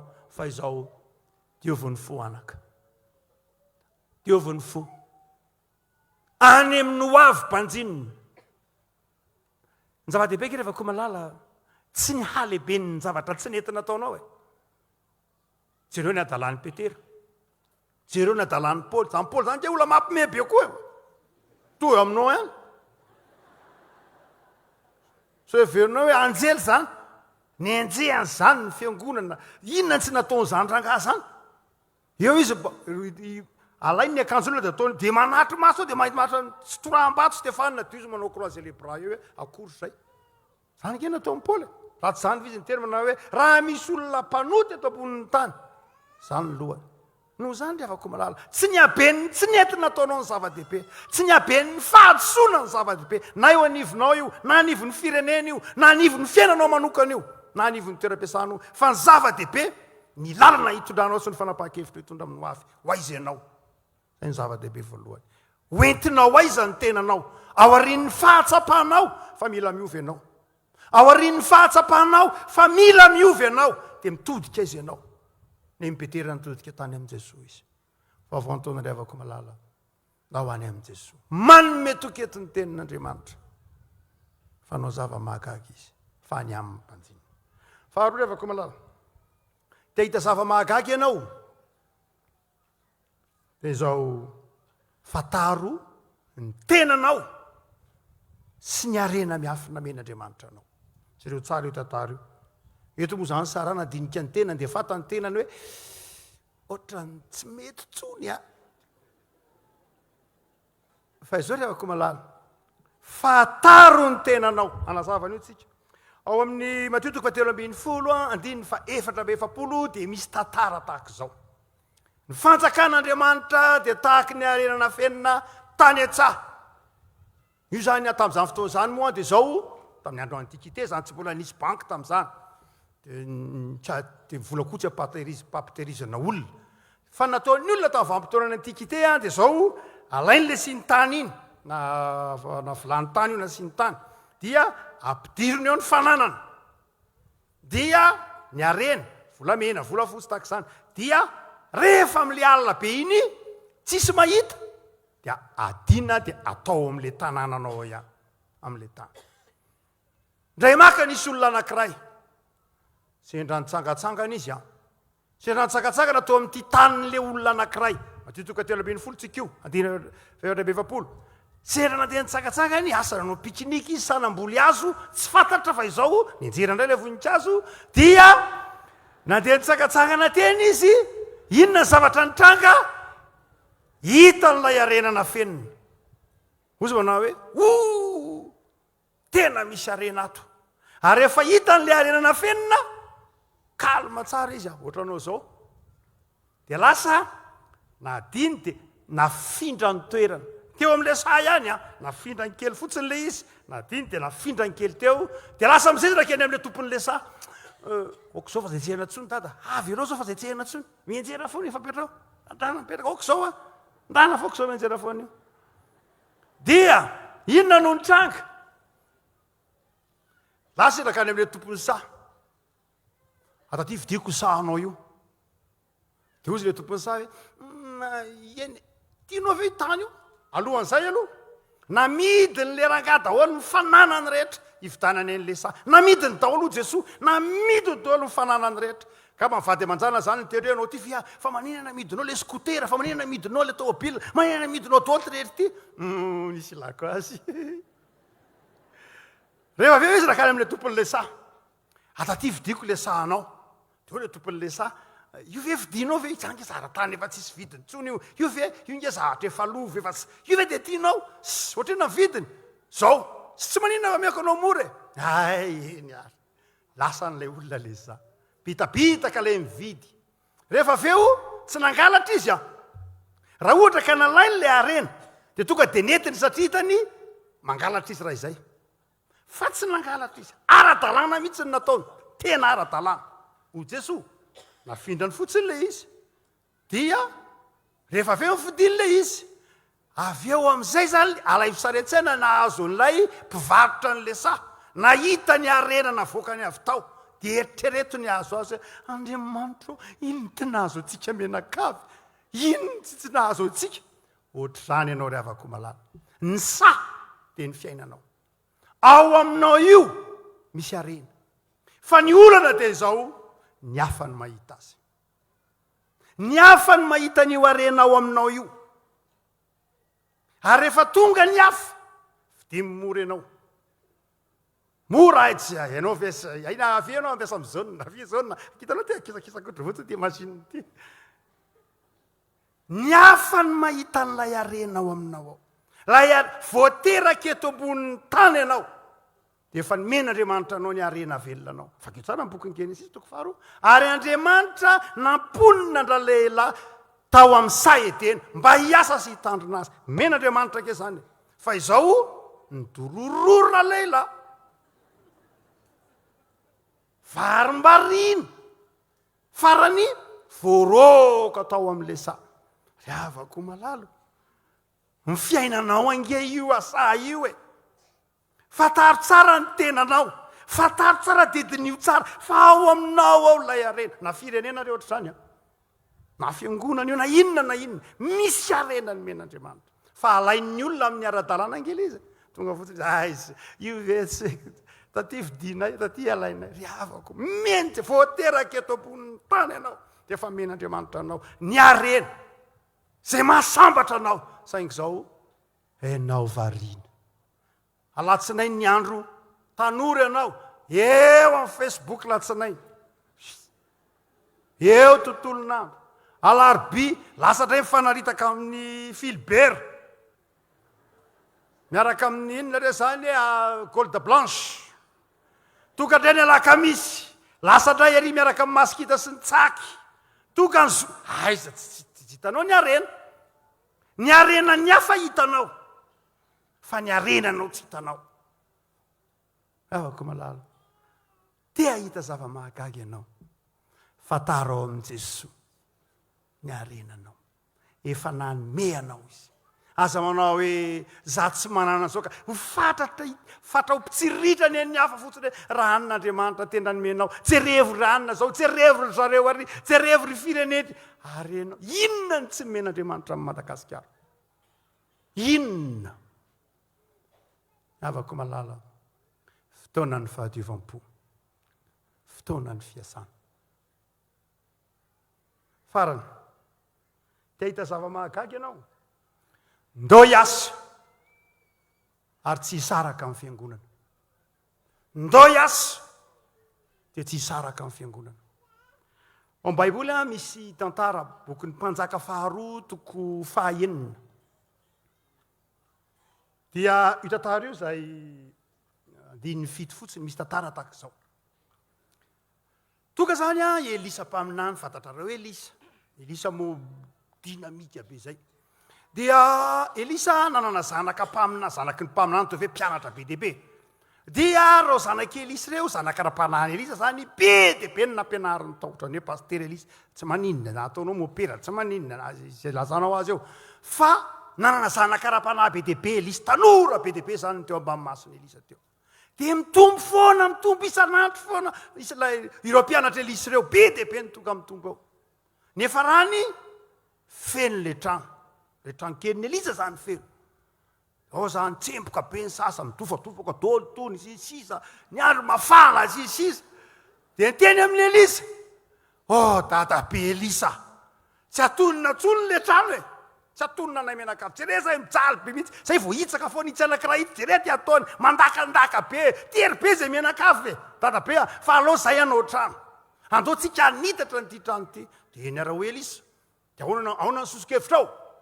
Dia zao hoe, andeha haka hazo zay hitany Jordanina zay dia haka hazo zay ny ampitany Jordanina. Dia Elisa, tsy ataoko izay olana, bon projet, mahatratra rentable amin'ny lafiny rehetra. Allez-y. Ndana mandeha dia atao vandana zany maka hazo nareo, ka lizy ge hazo ray avy isan'olona fotsiny e. Ngalizy dadabe Elisa mila hazo be dia be, hazo ray avy isan'olona fotsiny, ny nay menakavy reto dia malalaka ny trano. Dia hoy Elisa, ndanaroko lasa izy, ndao arany dia hoy izy, fa zao kosa nefa aloha dadabe zay tsy andeha raha tsy mandeha ianao. Dia hoy Elisa, za ve mbola hita ty raha ty, ahoana ny elam-pataloha amizao tsisa hita. Andao andeha fa zay tsy andeha raha tsy mandeha ianao dadabe. Eny ara ho Elisa fa hiaraka aminareo na dia tsy hikapa hazo aza, na dia tsy hitondra hazo aza, na tsy hanao ny asanareo aza, fa nareo miasa fa za hiaraka aminareo. Dia nandeha Elisa. Toko ty tovolahy anankiray, asana iza ny anarany, Jules angamba sa Petera. Dia nikapaka vao nikapa ndray mandeha, inona ny tantara? Tsy hita lefa lela-pamaky, latsaka tany anaty rano le lela-pamaky, ranony Jordanina io latsaka teo le lela-pamaky. Andriamanitro le tovolahy, maty tena afa-baraka. Fa ahoana? Famaky n'olona andramiko nge iny. Afa-baraka tonga any tanàna ny andro tsy hita le famaky. Andriamanitro, fa maninona ianao anaka hoy dadabe? Fa maninona ianao? Loso, nindrana lela-pamaky ange ahy. Za tsy mana-pamaky fa mba te hanao zavatra e. Fantatrareo fa olona tsotra, fantatrareo fa tsy manana. Fa za kosa ve dia tsy mba handray andraikitra ho amin'ny fanitarana, mba te handray andraikitra, mba mipetraka ao anatin'le trano koa, dia mba te handray andraikitra, dia tsy nana-pamaky ohatry ny olona kosa nefa zao dia mba nindrana nen'le olona tao akaiky. Fa le olona ao akaiky koa may vava, raha vao miverina any tsy mitondra amin'ny famakiny, afa-baraka hoe remba mpivavaka remba mpianary dadabe Église tsy mamerina amin'ny famakinay afa-baraka marina mafy dia ahoana hoe Église aveanao aty ary inatsony le anankiray kapao eo hazo io dia nikapaina le hazo dia nahazo tapakazo Élise hoy ny boky mpanjaka faharoa dia natsipy ny tao amin'ilay rano vao natsipy n'ilay rano vao natsipy n'ilay teo ambonin'ilay rano ilay hazo dia niletika le hazo dia mipotra le lela-pamaky azonao ve zany fantatra ve ny différence en densité ny hazo sy ny vy raha vao natsipy le hazo niletika le hazo ary mipotra le lela-pamaky vy dia amelanao afa-baraka ve Andriamanitra amin'ity taona ity tsy tia hita zava-mahagaga ianao tsy amelanao afa-baraka Andriamanitra tsy amelanao ianao manana sototrasa manana tetikasa zamba hanitatra an'izao zamba hanao an'izao zamba hanao an'izao tena marina zany fa saingy izao aza misaraka amin'ny dadabe Élise aza misaraka amin'ny fiangonana hoy ny filazan'ny soratra masina manao hoe ny mpaminany na ny fiangonana na ny tenin'Andriamanitra dia mitari-dalana anao zay ny natonga reo tanora ireo nanao hoe raha andeha hanitatra nyity trano ity zay tsy ala aminao ry dadabe andao anao ry fiangonana dia afaka malalo ianao fiangonana miandry ianao amin'ny firenena ry kristianina ny maha-kristianina tsy akanjo isalorana ho hitany amin'izao tontolo zao akory fa responsabilité tamin'ny 20 Jolay 5/20 taddio le daty 4 Jolay aloha 5/20 natao batisa amin'ny mpanjaka vavy sy ny prime ministre 20 Jolay 5/20 naratsaka amin'ny vato fehizoro ny fiangonana Anatrova nandritra ny kabary fandatsahana amin'ny vato fehizoro zao ny tenin'ny mpanjaka atolotro ho an'i Jésus-Christ tompo Madagaskar ho firenena kristianina ka zay rehetra mitondra dia atsiaro fa kristianina tany kristianina ty firenena ity avako malalo tsy sanatria irearianany tsy mino zany tsy sanatria irearianana izahozahoany zany fa ndraikitra napetraky ny tantara eo atsorokao ilombiandohanao anao eo atsoroky ny kristianina rehetra ny mahatsiaro fa manana adidy amin'ny tanindrazana izy manana adidy anitatra anatsara dia ino anatsara birikinao amin'ny tanindrazana amin'ity taona ity mbola hifanongo ihany ve mbola hifanompa ihany ve ny sampino mbola hifanentsika ihany ve ny sampino ry avako malalo sahi manao tetikasa ianao boky mpanjaka faharoa telo toko fahenio sahi ianao zay zao mangataha amin'Andriamanitra miara lalana aminay Andriamanitra amin'ity taona ity avy miaraka aminay ianao Jesosy amin'ity taona ity ny azo fijalianao Jesosy atao amin'ny talana anay azy hoe dika le hazo tao nge hoy Saint Augustin manao hoe iny le hazo nalatsaka tao anaty rano iny ka niletika tany anatin'ilay rano toy nidira tany amin'ny fiainantsika hita nampisotrotra itsika ny fahotatsika zay mavesatra toy ny vy hoy Saint Augustin napotra nakarin'i Jesosy itsika nasandratra Jesosy isika ry avako malala dia mbola tsy atsiaro ny fitiavan'Andriamanitra anao ihany va ianao fa avantona ry avako malala mivaha amin'ny fanavozana ny saina dia ataovany sitrapon'Andriamanitra tia hita zava-mahagaga ve anao amin'ny fiainanao mampanantena anao an'izany Andriamanitra tia hita ny zavatra mahasambatra anao tia hita zavatra tsy noeritreretinao fa tiany ny tompo tanterahanao anao va ianao diovany fo fa taro ny famezam-pahasoavana ny men'Andriamanitra anao asa velanjaka ny hafa ny famezam-pahasoavana fiainanao manokana fa taro zany eteo amin'i Jesosy ary ndao zatsy izy ndao miasa aza misaraka amin'ny fivavahana aza misaraka amin'ny finoana aza misaraka ny fiangonana ho aminao anie Jesosy amen.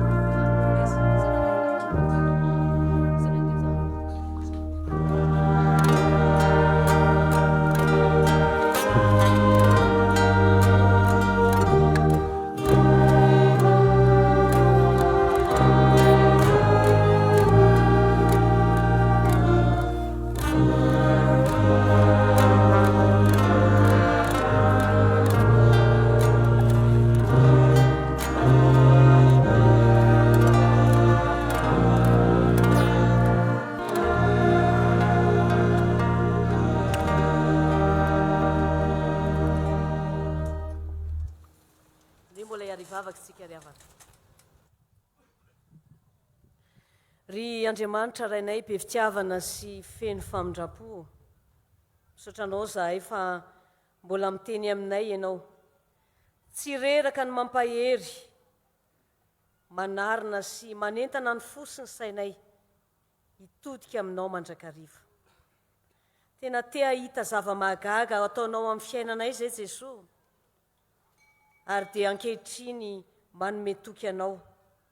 Fa amin'izao taona vaovao zao, mialohan'ny atrehanay ny asa rehetra zay ho taterahanay, na ty amin'ny sehatry ny fiangonana, na amin'ny asanay andavanandro, na amin'ny tokantranonay, dia voniny izahay, anadio ny fonay, fa mangataka aminao kosa zay Jesosy hanampy anay, fa raha ny herinay dia tsy vitanay irery zany. Te hiovy izahay, hitodika any aminao, ary ampio koa zay Jesosy ahafantatra ny aminay, ahafantatra ny fiainanay, ary ahiampiasa ny fanomezam-pahasoavana zay nomenao anay, mba hahafahanay mankasitraka anao sy manome voninahitra anao. Dia omeo tanjaka sy hery zay Tompo, ahafahanay manao ny asa, mandray ny anjara biriky tandrify anay, arak'izay tratry ny herinay, satria fantatray fa tsy hanala baraka anay ianao, fa satria ianao mitary-dalana anay. Dia misaotra Jesosy no zao fivorim-ben'ny mpino FJKM manerana ny nosy zao, tsy manerana Madagaskar ihany fa manerana tany mihitsy azy. Misaotranao fa mbola ampiraisinao amin'ny fanahinao ny fiangonana, ka mahavory vahoaka tsy tambo isaina toy izao amin'ny anaranao Kristy.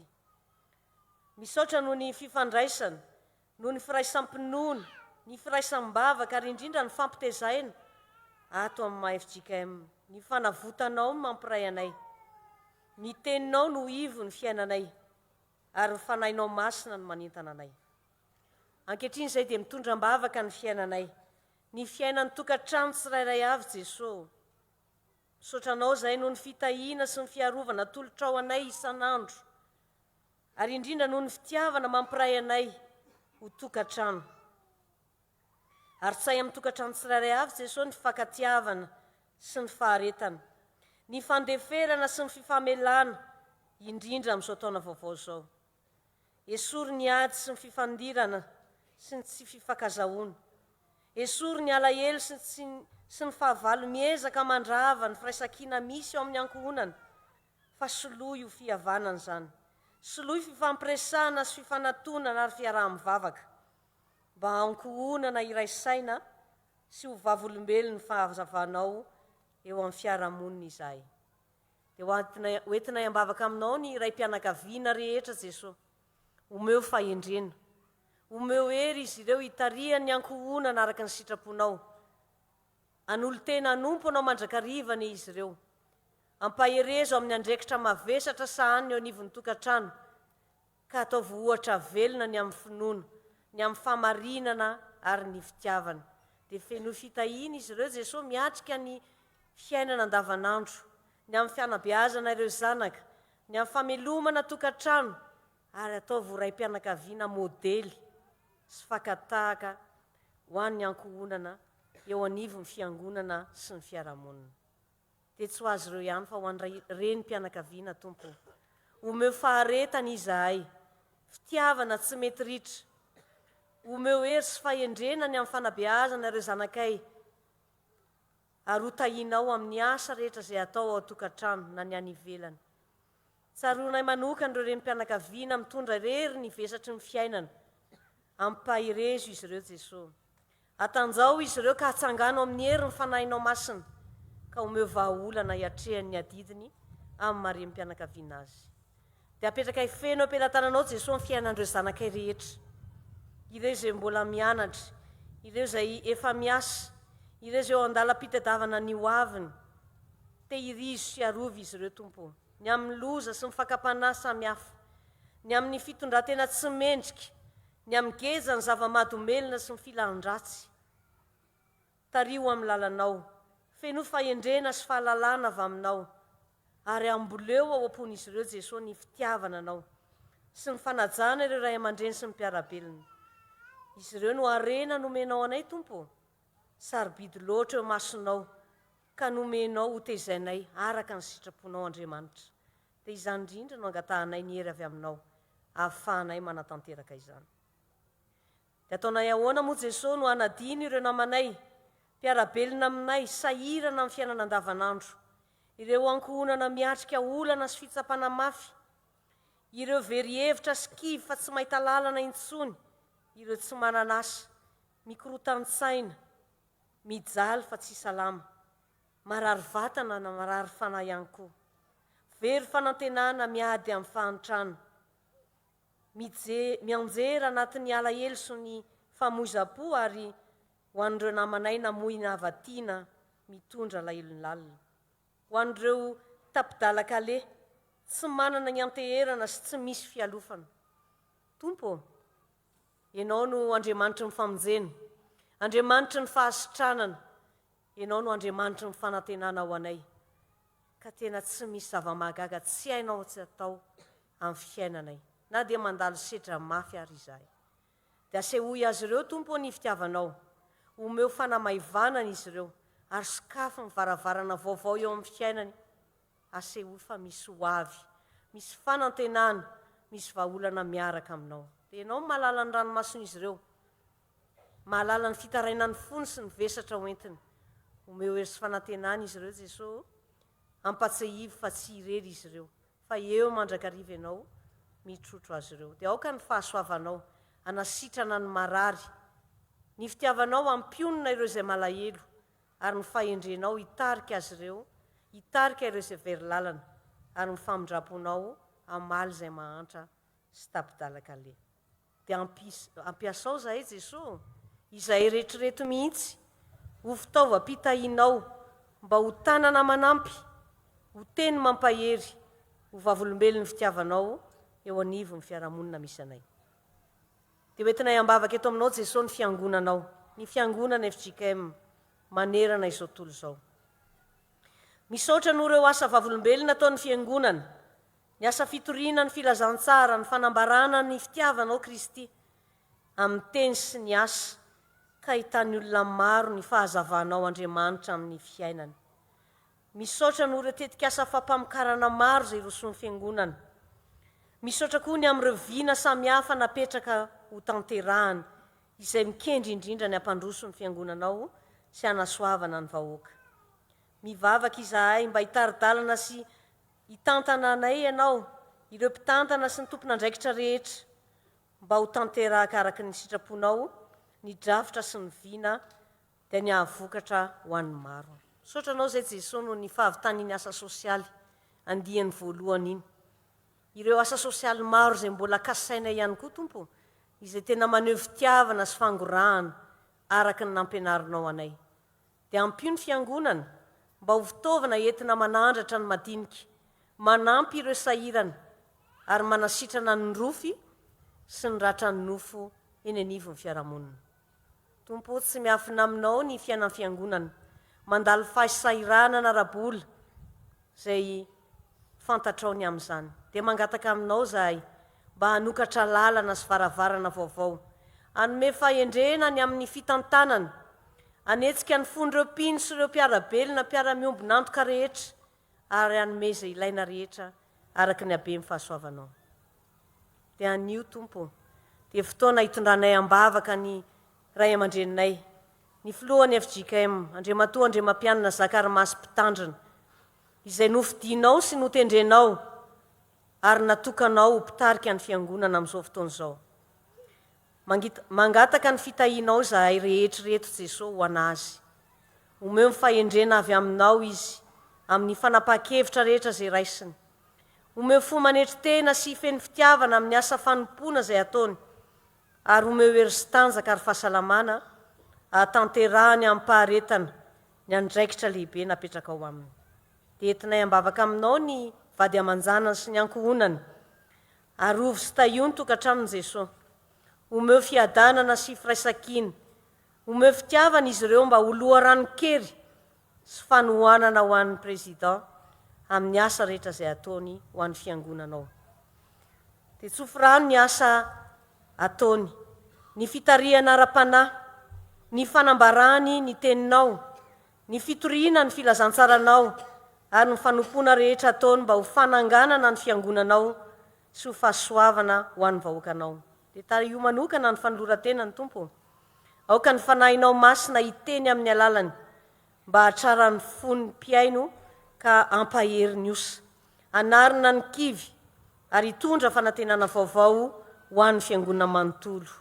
Tehirizy mandrakariva izy antehitra aminao, irery ihany, ary aoka ho voninahitra ho an'ny anaranao masina irery ihany ny fiainany sy ny fanompony. Dia tsy ho azy ihany Jesosy, fa hoentinay ambavaka aminao koa ny mpikambana rehetra atao amin'ny braom-pendraikitra foibe, ireo mpitandrina rehetra mielipatrana, ny katekista, ny dekônina, ny fiangonana sy ny fitandremana maro samihafa manerana ny sany FJKM, ireo sampanasa rehetra tompo, tsy ho voatononay avokoa izy ireo, fa aoka ho samy fitaovana eo an-tananao, hitondra aina sy fanatsarana ho an'ny fiangonana sy ny fiarahamonina.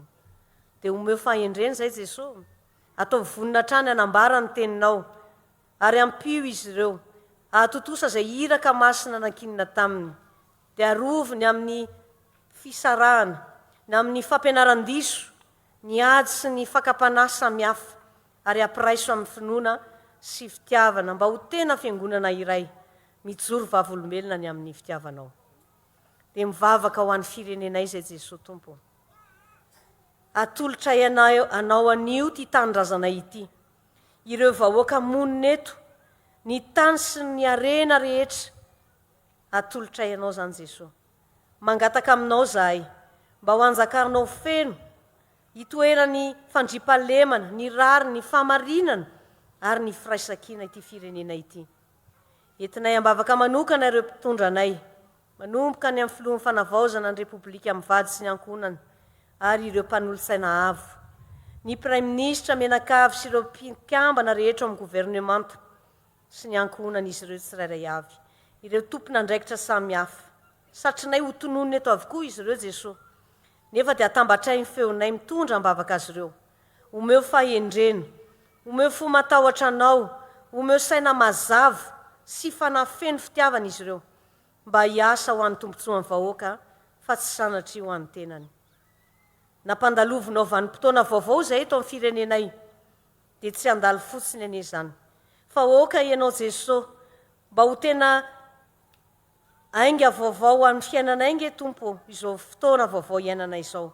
Ahafahana indray manavao ny fanoloran-tenanay ho anao amin'ny alalan'ny fijoroana vavolombelona, ka tena ho fiavozana ho an'ny tsirairay, ka ho tombontsoa amin'ny firenena sy ho an'ny vahoakanao. Dia esory eto amin'ity tandrazanay ity, ny kolikoly sy ny fitiavan-teny izay manimba ny fanasy fototra maolona, ny tsirariny sy ny fakapanahy, fampitoero ny fahamarinanao amin'ny fitsarana sy ny fitantanana, ampitoero eo ampondreo mpitondranay ny fantsorapo sy ny fanompona marina, dia ampaherezo izy ireo fa sarotra ny andraikitra, ary tehirizo mba hijoro vavolombelona ny aminao, dia tahirio amin'ny lalana marina ny amin'ny fanapahan-kevitra.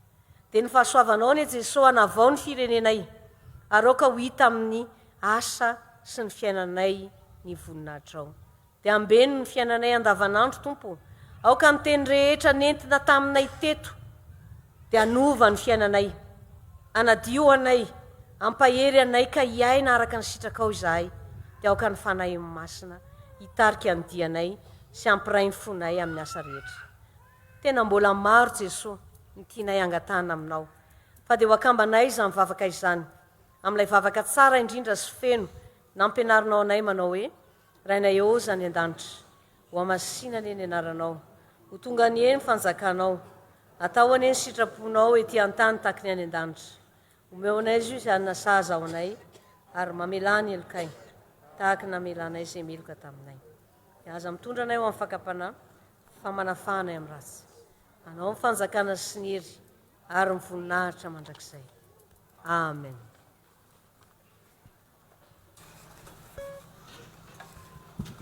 Tonga amin'ny asa vavolombelona isika ry havana ny fiarahabana ny ray aman-dreny filohan'ny FJKM Fitondranam-bavaka ny taom-piasana ny mpanompony a nitondra ny afatry ny ten'Andriamanitra tamintsika tamin'ity androany ity izay nalaina tao amin'ny Genesis toko 7:20 ny andininy 4:10 izay fitina toy izao raha te ahita zava-magaga eo amin'ny fiainana ianao amin'ity taona ity dia voalohany indrindra dia diovy aloha ny fo araka izay afatra nolazain'ny mpanompony antsika teo izay ary faharoa manaraka izay dia fantaro ny tenanao sy ny harena miafina izay ao anatinao.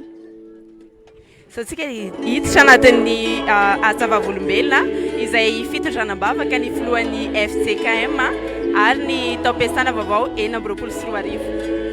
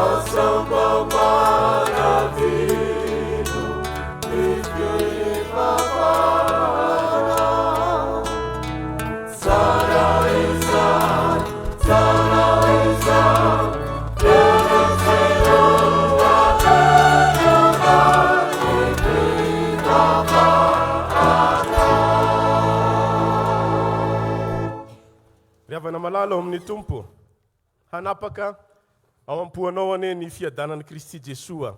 Amen. Araka izany dia hiroso amin'ny teny fiarahabana ny filohan'ny fiangonan'i Jésus-Christ eto Madagaskar isika ko dia mangataka anareo mivady am-pitiavana tompoko mba hitsangana eo amin'ny misy anareo ihany. Ary ao anatin'izany ihany koa no angatahana ijoro eo akaiky eo ny mpitahiry vola ny FJKM sy ny tonia misahana ny asa sy ny vola eo anivon'ny foibe. An'Andriamanitra irery ihany ny voninahitra ry havana ary iombonana ny fitanisana ny arofenitra izay efa nataon'ny ray aman-drenitsika teo aloha na ao anatin'ny fiangonana izany na ao atsika eo anivon'ny fanjakana. Andriamatoa filoha amin'ny anaran'i Jesokristy Tompo ary amin'ny anaran'ny reto vahoaka an'Andriamanitra izay vorolanina eto amin'ny Coliseum ireto sy ireo izay manaraka atsika ny fitaovana ampitaindavitra rehetra no anatanterahana izao teny tsotra sy fohy izao. Ravoravo ny vahoaka an'Andriamanitra rehetra satria Andriamatoa filoha raha nangataka izahay isika rehetra tamin'ny taona 522 sy ny talohany zany ny amin'ny hoe hanomezan'Andriamanitra atsika ray aman-dreny hitarika ny fiangonana dia novalian'Andriamanitra ny vavakay. Nivalian'Andriamanitra ny vavaky ny fiangonana ary nomen'Andriamanitra ray aman-dreny hitarika indray ny fiangonana isika. Ary isaorana ain'Andriamanitra izany nomen'Andriamanitra ray aman-dreny manana fahefana, manana fahendrena, fa nomen'Andriamanitra ihany koa ray aman-dreny bogosy. Dia isaorana an'Andriamanitra izany ary ndesika hiteka ho voninahitr'Andriamanitra mahita n'izao ray aman-drenitsika mivady mijoro manoloana antsika izao. An'Andriamanitra irery ny voninahitra ao anatin'izay ry havana. Ravoravo ihany koa izahay miarabanareo nahatsipaka iny taona 2022 iny. Ary ravoravo izahay miarabanareo nomen'Andriamanitra ity taona vaovao 2022 ity. Harabana tratrany asaramanitra Andriamatoa filoha. Koa miraro soa sy mitsodrano anareo izahay hamakivaky ity taona vaovao 2022 ity ao anatin'ny fifaliana, ao anatin'ny fahasalamana feno, ao anatin'ny tanjaka sy ny hery amin'ny finoana. Ary satria fiangonana isika Andriamatoa filoha dia ireto ny teny soratra masina zay entinay mitsodrano sy mampahery anareo. Dia arak'izay voasoratra ao amin'ny Tesalonianina voalohany toko 5 ny 7:20 sy ny Samuela voalohany toko 5:20 ny 9 tapany 2 vakiko misesy amin'ny anaran'i Jesoa manao hoe ary Andriamanitra ny fiadanana ane hahamasina anareo samy ho tanteraka ka ao ka harovana avokoa ny fanahinareo sy ny sainareo ary ny tenanareo ho tanteraka ka tsy hanantsiny amin'ny fiaviany Jesokristy tompontsika. Fiadanana ane ho anareo Andriamatofilo, fiadanana ane ho an'ny ankohonanareo ary fiadanana ane ho amin'izay anananareo rehetra. Amen. Manaraka izany Andriamatofilo, na ny soratra masina na ny fahendrena malagasy dia samy mampianatra atsika ny amin'ny tokony hanajana ny ray aman-dreny ary amin'izao asaramanitra izao ireto vahoaka an'Andriamanitra izay vory ireto sy ireo izay manaraka atsika amin'ny ampitaindavitra rehetra dia faly manolotra anareo ray aman-dreninay ny solombody akoho izay fahendrena malagasy tokoa. Ny rakitra izay nataontsika teo voalahatra ho amin'izany izy io ray aman-dreny kely dia kely tsy mety ahafeno izay fifaliana aty amponay akory kanefa dia izao indraminay tompoky ilay teny pahendrena sary teny malagasy manao hoe omby ny raokahatra ono ka ny eran'ny vava no atao ary tsintsina nitondra vonitenina ono ka izay zaka kely zaka no entina.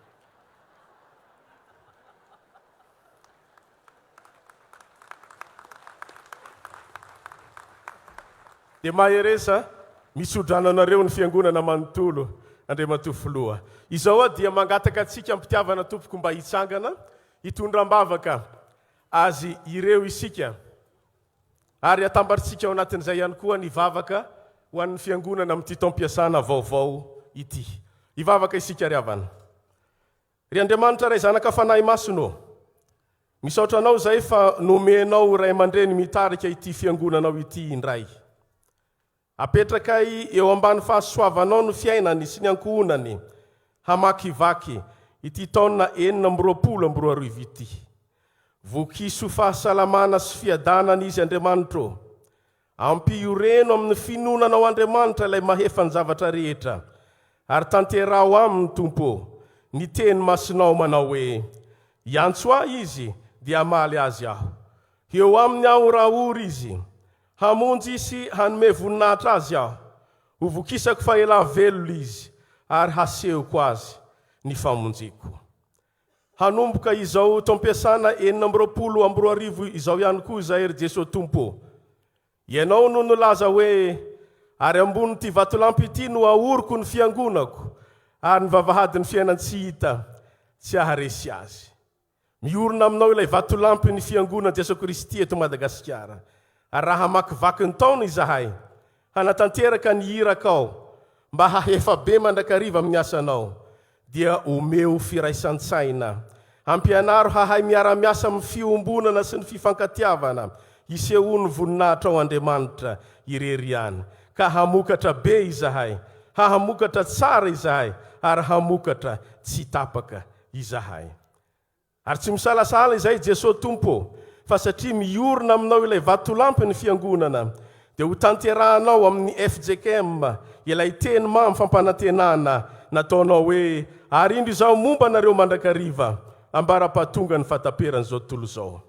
Ampahere zao trano ny birao ny FTV FJKM sy ireo mpianakitra FTV rehetra mpiara-miasa amin'izy ireo. Ny mpanatanteraka rehetra eo anivon'ny sekretariat generaly sy ny sampany ety anivon'ny FTV, ny sampanasa ary ny asa, na neny anivon'ny synodam-paritany 7:30 manerana izao tontolo izao, ny fitandremana ny fiangonana, ny zanam-piangonana, ny vondron'olona mpiara-mivavaka rehetra. Dia samy apetraka eo apela-tananao ray eo. Raha noho ny azakazaka masina izahay, dia ampioreno amin'ny finonanao ka hahefabe, ary tanterao amin'ny fiangonanao ilay teny fampanantenana mamy izay nataonao hoe izay miandry an'i Jehova dia mandroso hery kosa. Elatra no iakarany tahaka ny voromahery, iazakazaka izy nefa tsy ho sasatra, handeha izy nefa tsy ho reraka, miampy hery eny am-pandehanana izy. Izany ry ray Andriamanitra eo no vavaka izay asandratray ary tononinay amin'ny anaran'i Jesosy Kristy izany vavaka izany. Amen. Mipetraka ny fiangonana.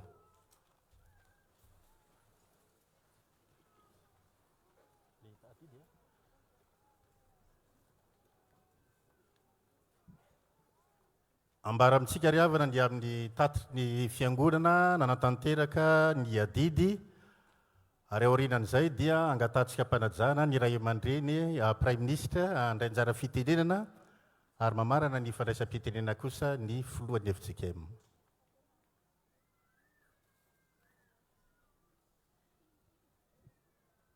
Mbola ho ampitombony amintsika ry havana ny fahasoavana mampiadanana avy amin'ny Jesosy Kristy zokintsika. Amma mpitahiry vola ny birao mipetraketra fohy be no anaovako izao tatitra izay fataontsika isa-taona izao. Tatitry ny adidy taona 420. Raha ny marina dia tokony any amin'ny fandaharantsika ao no efa misoratra ity adidy ity. Fa noho ny olana amin'ny lafiny ara-teknika dia tsy totosa izany. Kanefa ny tsy maintsy ho ambarantsika eto ireo fitandremana sy synodam-paritany efa navita ny adidiny sahady tamin'ity taona 420 ity. Ho fankasitrahana azy ireo, ho fampirisihana azy ireo, ary indrindra ihany koa ho fampaherezana ireo izay mbola tsy nahefa izany.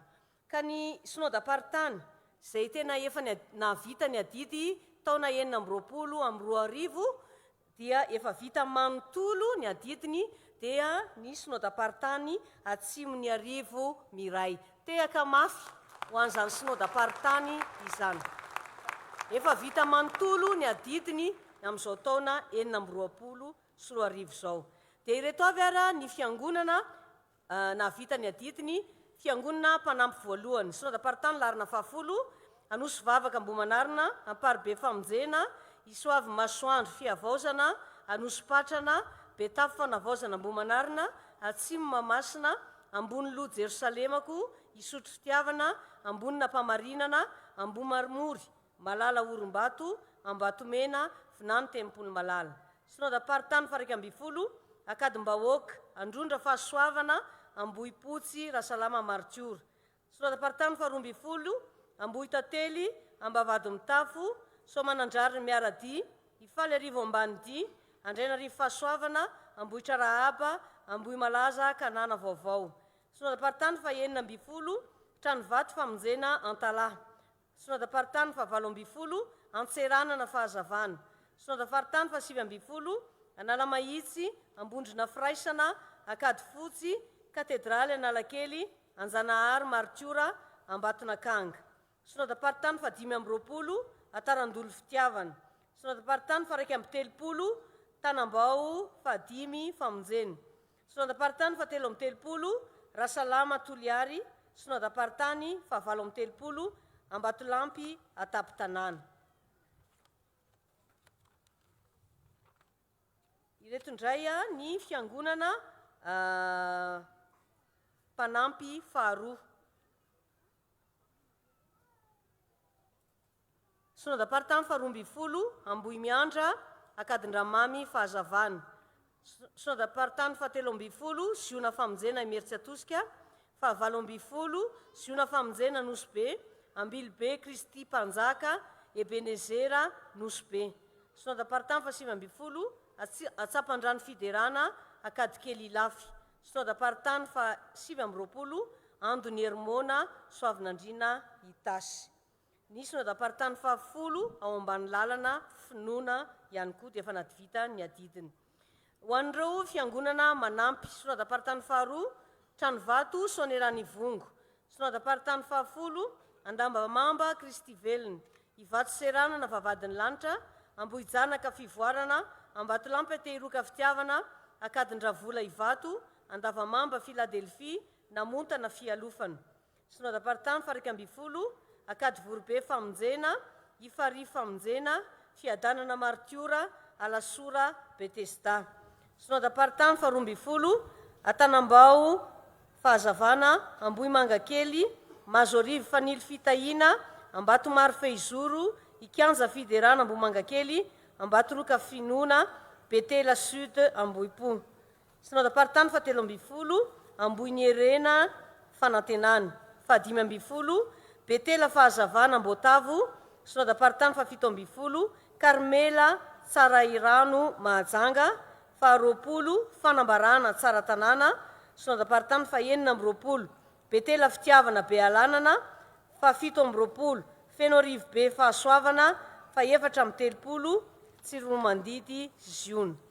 Ireo sampana sy sampana asa ary asa efa natanteraka ihany koa dia ny sampana fifoazana, sampana lela kristianina, sampana fahasalamana unifra, sampana fivondronana laika, sampana mpanazava stily, FFP FJKM ary ny KPMSV FJKM. Ireo zany ry havana no efa natanteraka sahady ny adidy taona 2024 tehaka mafy ofisaorana ary an'Andriamanitra reriany ny voninahitra.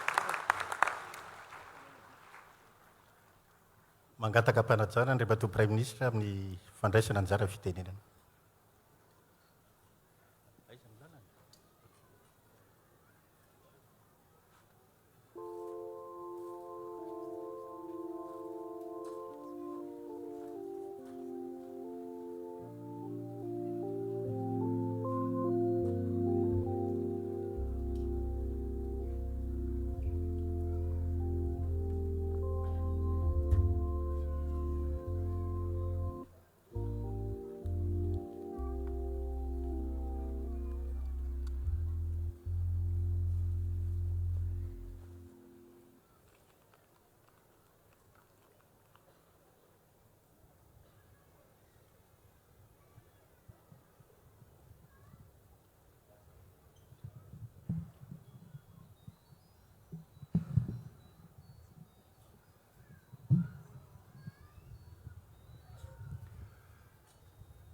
Ry havana rehetra ao amin'ny tompo,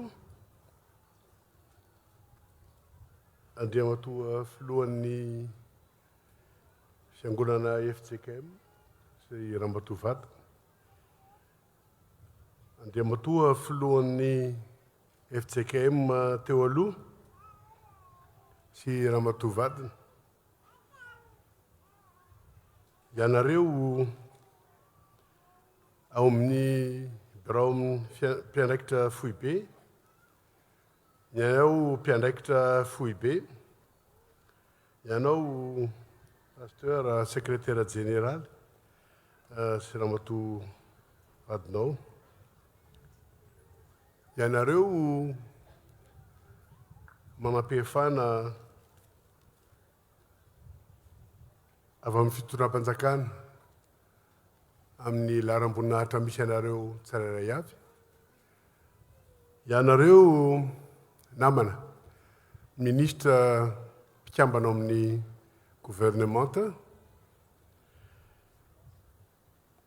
isika vahoaka an'Andriamanitra mpino ato amin'ny fiangonana FJKM.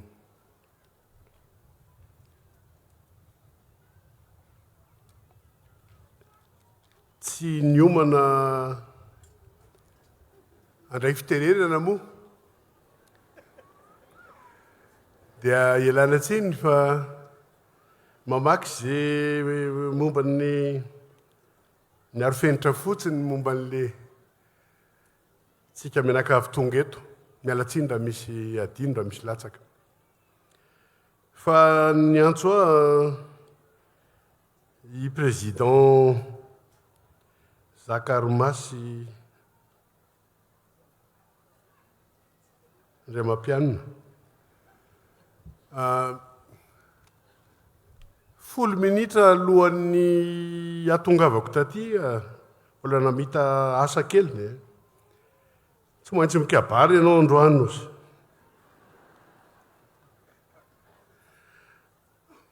Tato ato zay anatin'ny herinandro ty dia fanotelona zany nataony an'izay. Dia tsy hita moa fa antsony ray aman-dreny dia tsy maintsy tanterahana. Fa ny voalohany tompoko dia mitondra ny fialan-tsiny ny filohan'ny fanavaozana ny repoblika amin'ny tsy nahafahany nanotrona teto noho ny andraikitra ny tana azy izy ko moa araky ny fantatsika dia tsy teto an-tanindrazana tamin'iny herinandro iny fa ny lasa namita ny adidy eo amin'ny sehatra iraisam-pirenena ka mifo ravoravo no ahitana ireto vahoaka CCN vahoaka an'Andriamanitra ato amin'ity fiangonan'i Jesosy-Kristy eto Madagaskar ty zay fiangonako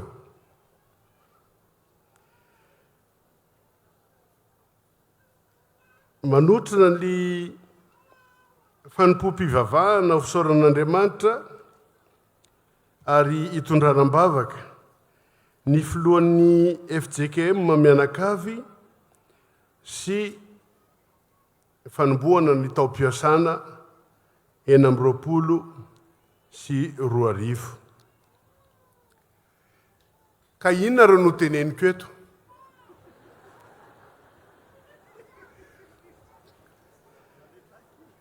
ny fiangonana sy ny fanjakana dia samy manana andraikitra lehibe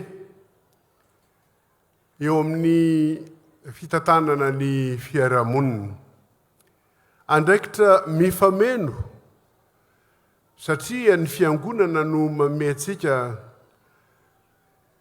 ny lalam-pinoana manome antsika ny toromarika ahafahantsika manana fiainana mendrika amin'ny maha-kristianina antsika ary mifanampy ihany ny fitondram-panjakana satria mifameno ny fanahy sy ny aina ary ny vatana dia andraikitry ny fitondram-panjakana no mametraka ny laminasa sy mipaikady rehetra mba hisiny ny fivoarana ara-toekarena ary rehefa mandroso ny toekarena dia afaka ampandrosoana koa ny sosialy zay andreketany fiangonana anisan'ny lehibe amin'izany ny fiangonana FJKM satria vao andro vitsivitsy tao tapitra omaly izy iny nahazo tsodrano tsika tapitra tamin'ny zoma dia nisy ny fifanomezan-tanana tamin'ny hetsika sosialy nataon'ny FJKM ary nanome tanana ny fitondram-panjakana nanome tanana ary niazo lazay na président satatra am-bavarano iny fa ny manetsabe mbola ho avy ka afaka miteny aho fa zany fifanomezan-tanana zany dia hitohy amin'ny fotoana anaovantsika azy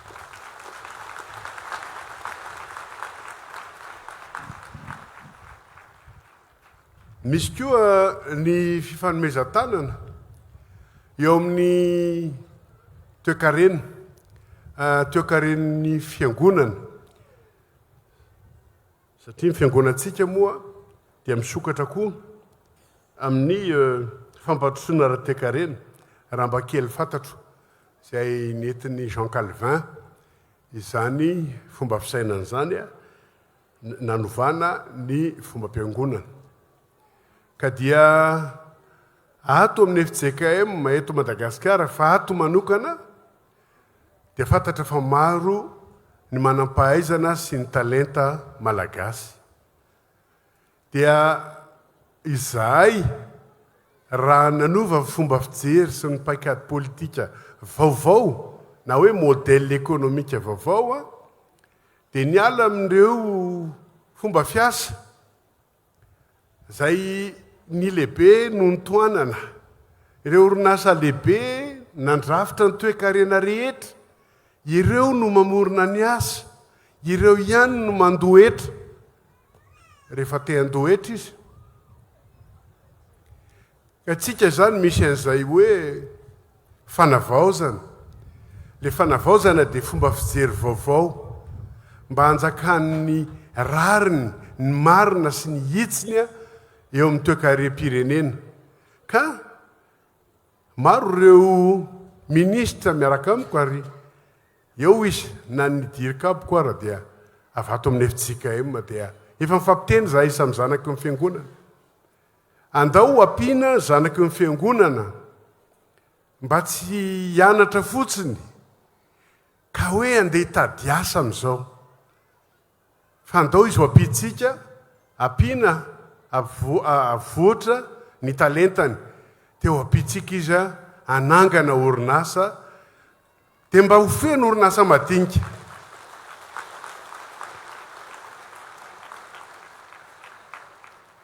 mba tsy angataka amin'ny patron lalandava fa mba ny tenany tsirairay avy ny patron ny tenany dia mba zavatra afo zany e ao anatin'ny fotom-pisainany Calvin zany tompoko andehitsika iohitra zay zany no zava-kinasa dia ohatr'izay ihany koa ny fanampiana ny fiangonana dia nisy an'le tetika asantsika natao hoe loharano aina dia fa ely izy io nefa nipetraka le tetikasa fa dia asa loatra reny anaovan'ny olona aza fa tena viravira raha odikoodona teny vo ny teny taminay président révérend docteur Andriamampianina Zaka dia eo zay fiangavinany Andriamatoa prime ministre mba jereo re le loharano aina fa dia sahirana amin'ny fiangonana amin'ny vola miditra dia ho zany mantsy azy hoe président tsy fiangavinana ianao fa baiko ka dia nitanterahana tokoa le baiko efa ao ny loharano aina mahazo manjifitsika azo daholo ny autorisation dia izao hoe ny ranontsika sotroiny e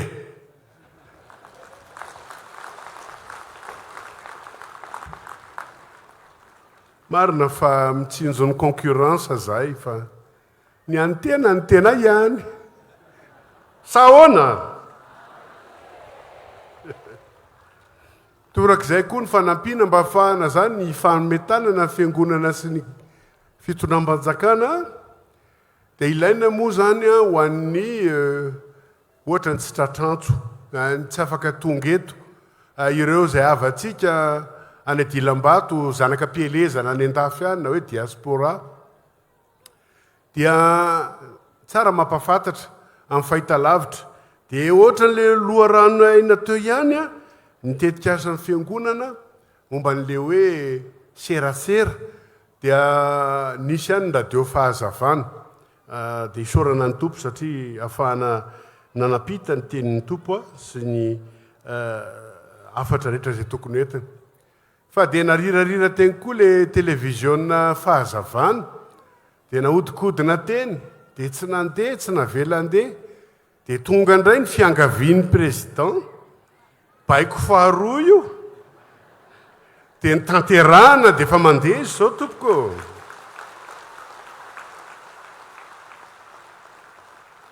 dia aza varinany amin'ny Facebook ary jereo ny televisionna fahazavana fa ao ny ahitantsika ny afatry ny tompo dia tahak'izay tompoko no tiana hoentiny eto satria tsy natao hikabary fa hitondra afatra ny afatra lehibe amin'izay ohatra vitsivitsy dia zao mifameno sy tokony ho tahaka ny mpirahalaminala ny fiangonana sy ny fitondram-panjakana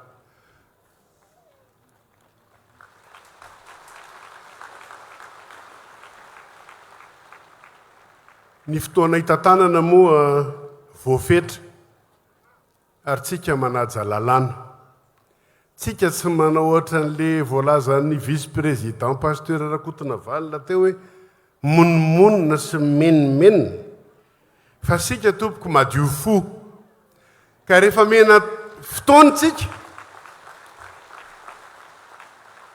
efatra amin'ny 20 volana nomeny lalàna vao amin'ny HCC eo moa ny solotenany eo dia anatin'ny 4 volanytsika miasa dia rehefa vitsy zay a dia omena n'le mpandimby amin'ny fo madio.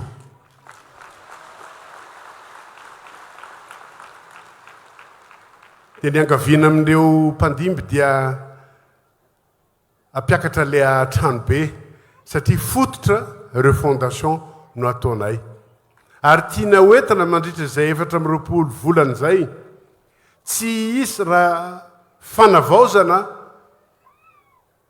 eto amin'ny firenena raha tsy ny tsirairay no misy fiavaozana ka dia ovay ny mentalité andeha hiavao aza menimenina manana fo madio ho an'Andriamanitra rery ihany ny voninahitra.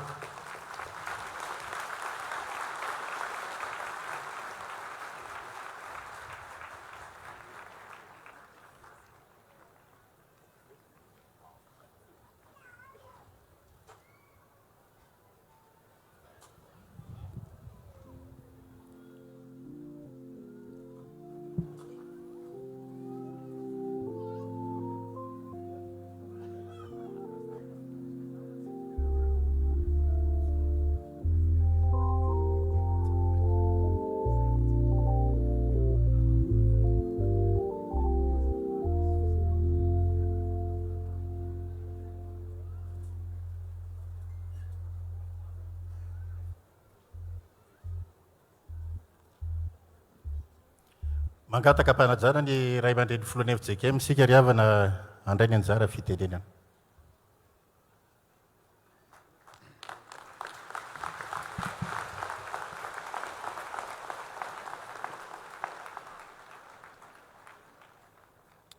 Ry avy malariron'ny tompo ampitona amintsika teny ny fahasoavana sy ny fiadanana afa mandramandra rasanaka ary fany masina. Amen. Eto am-piandohana dia maneho fisaorana ny amin'ny fiarahabana sy ny fanohanana amin'ny lafy samihafa rehetra na tamin'ny tian'io na tamin'ny fiarahabana no ny taona vaovao. Tsy ary voavaly avokoa ianareo tsirairay avy fa tena tomponay tokoa ny tenenanay aminareo rehetrarehetra misaotra indrindra tompoko mankasitraka be dehibe fampahirezana reny rehetrarehetra ireny. Arak'izay fa nampitainy ray aman-dreny Prime Ministre teo ary nampafantarana ihany koa tao anatin'ny raharaha fiangonana dia nanao hetsika sosialy FJKM isika ny 17 Janoary lasa teo. Ary zany hetsika sosialy zany tsy hoe tsy nanao an'izany fiangonana hatramin'izay fa raha notaninao ny fiangonana any amin'ny isam-piangonana any dia fa ataony zany fa le hoe andao sika hitambatra haneo fa azo ny fiangonana FJKM atao miainga amin'ny toromarika meny brofo be FJKM zany hetsika sosialy zany ary mihoatra lavitra noho zay nieritreretina ny vokatra zay nitranga tao anatin'izany ary fanirin'ny olona azy na mba hampitomboana reny ny andro fa tsy 3 andro fotsiny na ataovy matetitetika ty président fa tena mipaka any amin'ny fiainan'ny olona ireny asa sosialy zay nitotosana reny. Misaotra anareo tompoko. Nanahoana moa zany ny fomba ny saina nandreny atao hoe asa sosialy na hetsika sosialy reny. Eto ary havana dia teny amintsika zavatra anankiray manamarika atsika mpino kristianina FJKM. Misy ny atao hoe rythme an'Andriamanitra. Rythme an'Andriamanitra. R rariny justice. I ilaina utile. T tsara bon ary ny M mahitsy droit. Zay natao hoe rythme an'Andriamanitra. Rariny ilaina tsara mahitsy. Dia niezaka namaly sy nanatanteraka ireo rythme an'Andriamanitra ireo tsika tao anatin'izao hetsika sosialy ary tena tsaroana tokoa hoe inona tokoa moa zany ny rariny tena andrasan'ny olona, inona ny teny ilain'ny olona, inona ny tsara ny tenainy ary inona ny mahitsy amin'ny fitantanana samihafa zay andrasana. Niezaka ny eno an'izany tsika FJKM ary zay mivokatra hita tena nandrasan'ny olona zay natolotsika tao anatin'izany. Isaorana n'Andriamanitra izany. Ny foto-kevitra lehibe dia le hoe finosy filazantsara ny mofo mena ny sahirana. Finosy filazantsara ny mofo mena ny sahirana. Raha mizara mofo fotsiny sika, zany hoe mizara zay ilain'ny olona, dia mpanao asa soa ny FJKM. Fa satria fiangonana izy dia manao an'izany asa zany izy ary miaraka amin'ny filazantsara. Teo aloha tsika nandritra ny fiam-pitom-piasana roa dia nisan'ilay votoso filazantsara. Amin'ity indray mandeha ty indray fonoso filazantsara ny mofo mena ny sahirana. Ny sahirana ara-batana nona izy, marary izy. Ny sahirana ara-tsaina, ny sahirana ara-panahy, ny sahirana amin'ny asa, ny sahirana amin'ny fianarana, ny sahirana amin'ny lafiny rehetrarehetra. Niezaka namaly an'irentsika fiangonana miainga tamin'ilay atao hoe rythme. Inandray le rythme teo? R rariny, I ilaina, T tsara, M mahitsy. Rehefa manao an'izany atrantsika fiangonana tsy ho diso lalana mihitsy. Raha eo amin'ny fomba mivarotra riavana sy ny marketing dia matetika ny hoe ny produit nasongadina avoaka ny valerany. Zay ny matetika mitranga. Fa tsy maintsy eritreretina ny atao hoe valerany zavatra anankiray zany dia ny hoe inona le atsara an'izany zavatra anankiray zany. Fa ny endrika izay nitondrantsika fiangonana azy dia ny hoe le fiangonana mihitsy no hita ny vahoaka ny valerany hoe zany ka tena fiangonana, zany no andrasana amin'ny fiangonana, izany no tadiavana amin'ny fiangonana, fa tsy le tolotra nomeny fotsiny hoe reto misy produit zay nomena azy. Dia misaotra tsika mpiara-miasa rehetrarehetra, misaotra n'ireo fanjakana tamin'ny fanamorana, tamin'ny fanoanana, tamin'ny fanomezana lalana andre nietsika lehibe asa sosialy nataon'ny fiangonana ireny. Misaotra n'ireo mpiara-miasa rehetrarehetra na ao anatin'ny fiangonana, na ivelan'ny fiangonana, na eto toerana, na ireo avy amin'ny firenena vahiny nanoana sy nanampy. Inetsika natao indriavana no atao hoe 0 fanampiana ary 0 santana. Tsy nisy fanampiana hoe ty misy vola bolongany dia nafana nanao an'izany, ary tsy nisy volana aloha tao anatin'izany etsika izany. Fa lay niainga tamin'ny fifanoanana samy fiangonana vary ray kapoaka sy vola 1000 ariary navitana asa sonodam-paritana anankiray ry mbola manana 400 gony amin'izao fotoana izao. Azahoantsika mahita fa rehefa miainga amin'ny rythme sika, le rythme n'Andriamanitra dia mandeha zany rehetrarehetra izany. Ndao ny riavana mba atao jery todika tsotsotra re programme miandry atsika ao anatin'ny departemanta ny fiangonana. Ny filamatra moa izay nany an-tanana atsika dia le hoe finoana mamokatra be, mamokatra tsara, mamokatra tsy tapaka. Le finoana ny manainga an'le famokarana, le finoana ny manainga an'le famokarana, satria ny Koritianina voalohany 2:20 zay manainga atsika amin'le hoe AFIFAB mandrakariva amin'ny asan'ny tompo dia miorina mihitsy amin'ny Jesosy velona, le Jesosy zay nitsangana tamin'ny maty. Ka io finoana io no amokara atsika.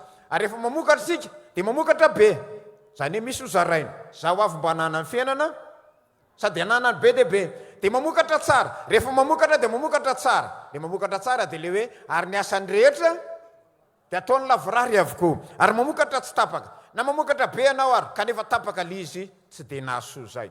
Raha mamokatra tsara ianao nefa tapaka lizy dia tsy dia nahasoa zay. Fa andao mamokatra be, andao mamokatra tsara dia amokatra tsy tapaka izay ny tena mahasoa.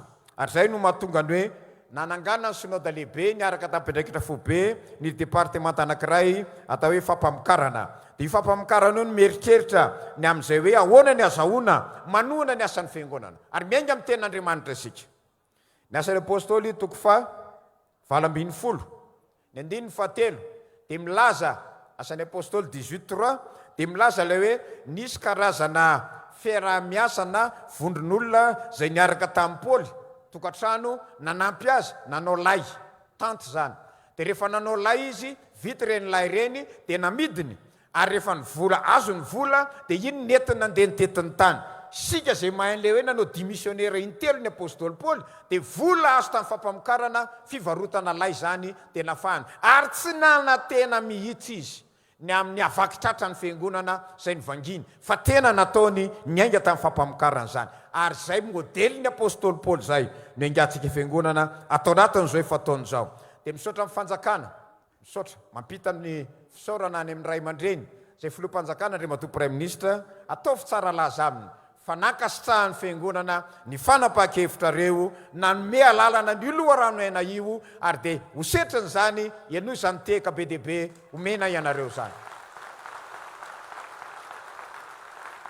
fa ny fitezana koa miaraka amin'izany fampianaram-pinoana fampireram-pinoana dia misaotra ampitahoany amin'ny ray aman-dreny filohampanjakana ihany koa ny fanomezana reo alalana an'ilay televisiona fahazavana ahafahana mitaiza sy manentana ny finoana ahafahana manatratra an'izany finoana mamokatra zany dia enoy izany tehaka be dehibe atolotsy ny fiangonana anareo zany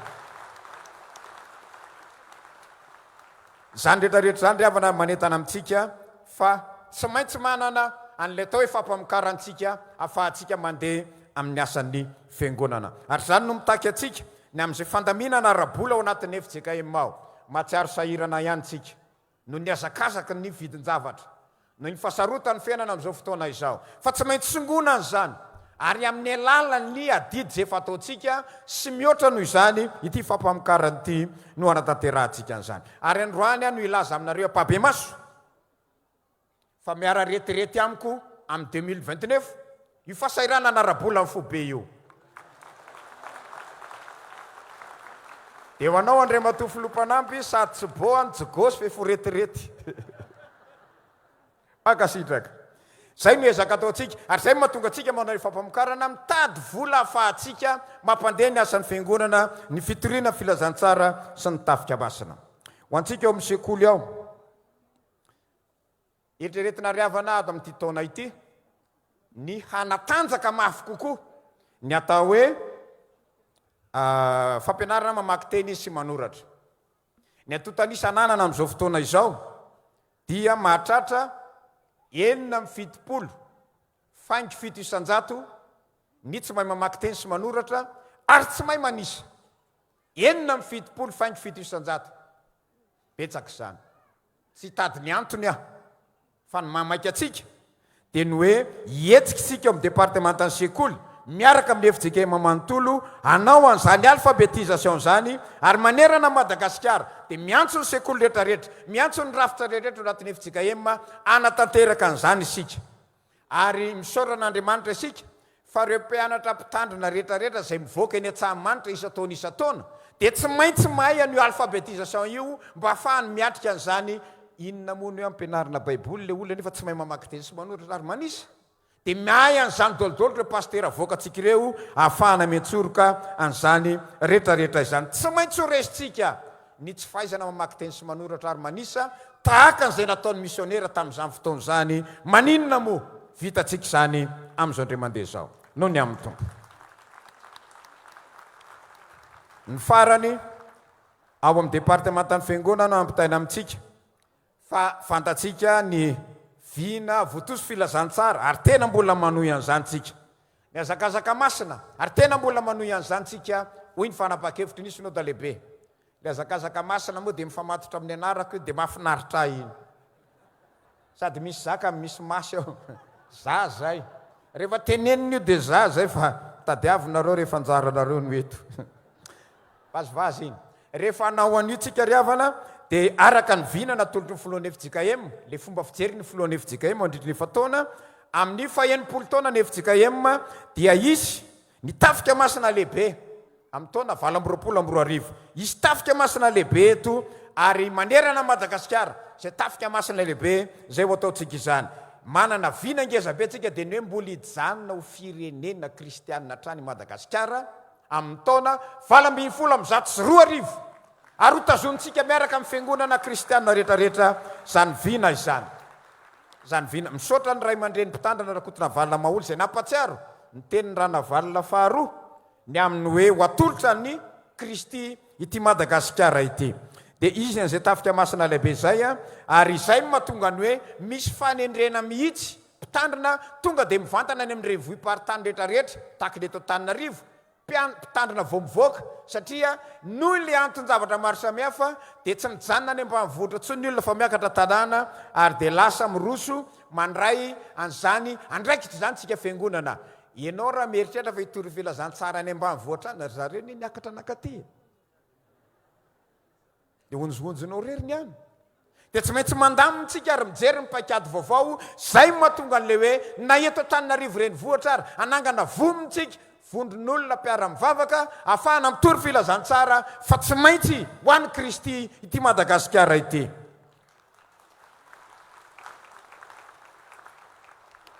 dia mirary soatsika ry havana mahatratra ny taona vaovao ary le andriamanitra ny fiadanana le Jesosy Kristy izay inotsika ny hanome antsika ny famparezana eo mpamaky vakinandray zao taona vaovao zao ho an'andriamanitra rery ny voninahitra.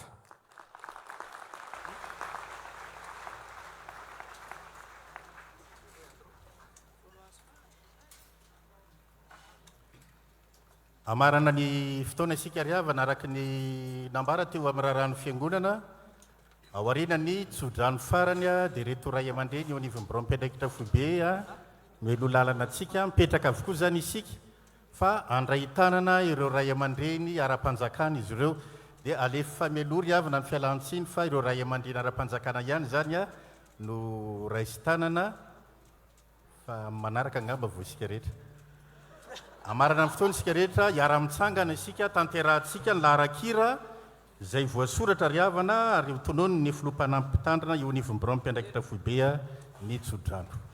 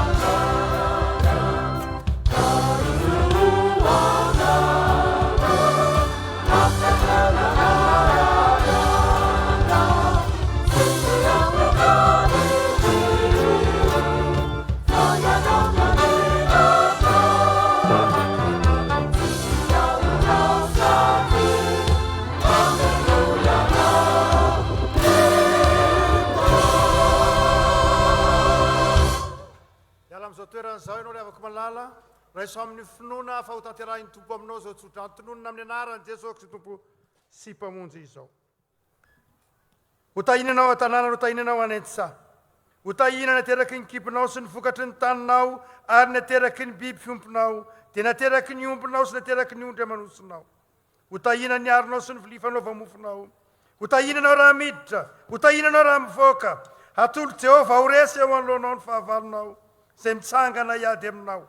Handidy ny fitahino aminao ane Jehova, hanandratra anao ho firenena masina ho azy Jehova, araka izay nianianany taminao. Eny, hataony Jehova manana ambiampy izay ahasoanao ane ianao.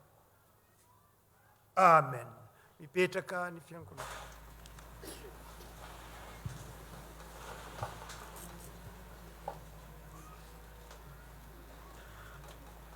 Mo misy fahagagana zay tsy hainy Jehova va. Ho an'Andriamanitra irery ny voninahitra amin'ny anarany Ray sy ny Zanaka ary ny Fanahy. Amen. Kopakopa tanana ten'Andriamanitra daholo tompoko.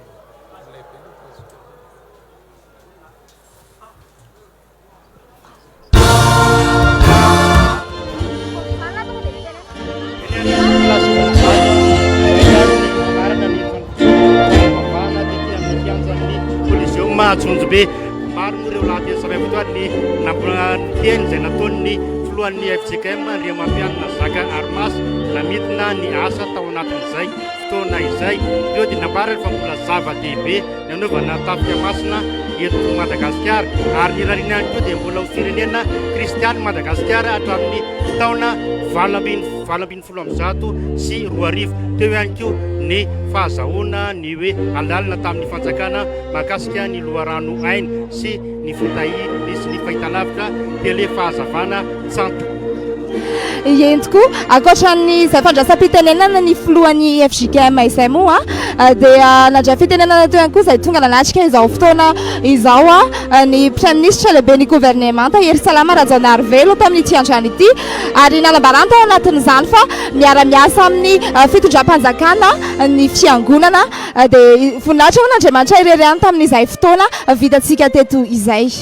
Dia izay ihany koa zao namarantsika ny fitaterana mivantana an'izao zava-misy ety amin'ny kianjan'ny Coliseum Antsonjombe izao.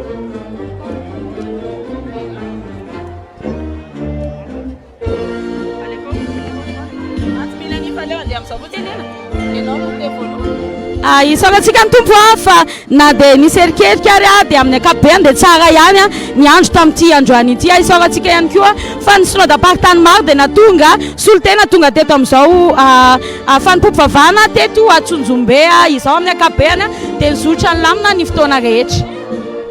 Ankasatsika ny tompo fa tontolo sasoma tsara ny fotoana androany tetỳ amin'ny Coliseum Antsonjombe mankasitraka anareo mpijery sy mpanaraka ihany koa dia isaorana ihany koa ireo mpiara-miasa amin'ny televiziona fahazavana mankasitraka ny université Maskas ny empreinte ary mankasitraka ny ekipa ny televiziona fahazavana rehetra. Dia zay ihany koa no mamarana ny fampitana mivantana tamin'ity androany ity mame fotoananao zay ho manaraka indray dia mirary taona feno fiadanany tompo ho antsika tsirairay avy.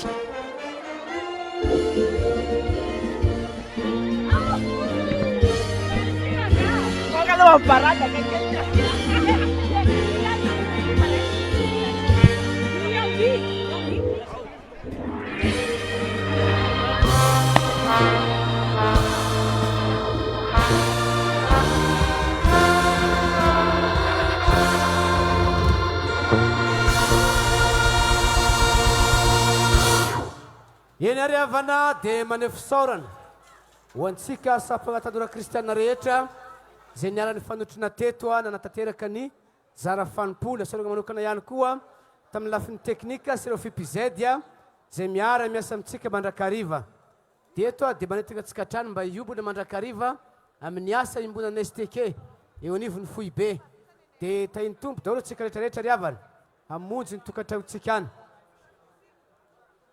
Vavakintsika raha eo mankasitraka ny amin'ny fitiavanao anay afaka niobona teto nagnatanteraka ny zara fanompona ny tanoranao na tamin'ny lafiny teknika miaraka tamin'ny FIPZ anehoana ny voninahitra ao Andriamanitra momba reo tanoranao tompo raha ody amin'ny tokantranony mehoery tanjaka reo mpimbona trany amin'ny rosa fanompona mbola miandry ianao any ampijoronay ao amin'ny fanomponanao voninahitra ao Andriamanitra tantano zay arovy zahay misaotra Jesosy amen.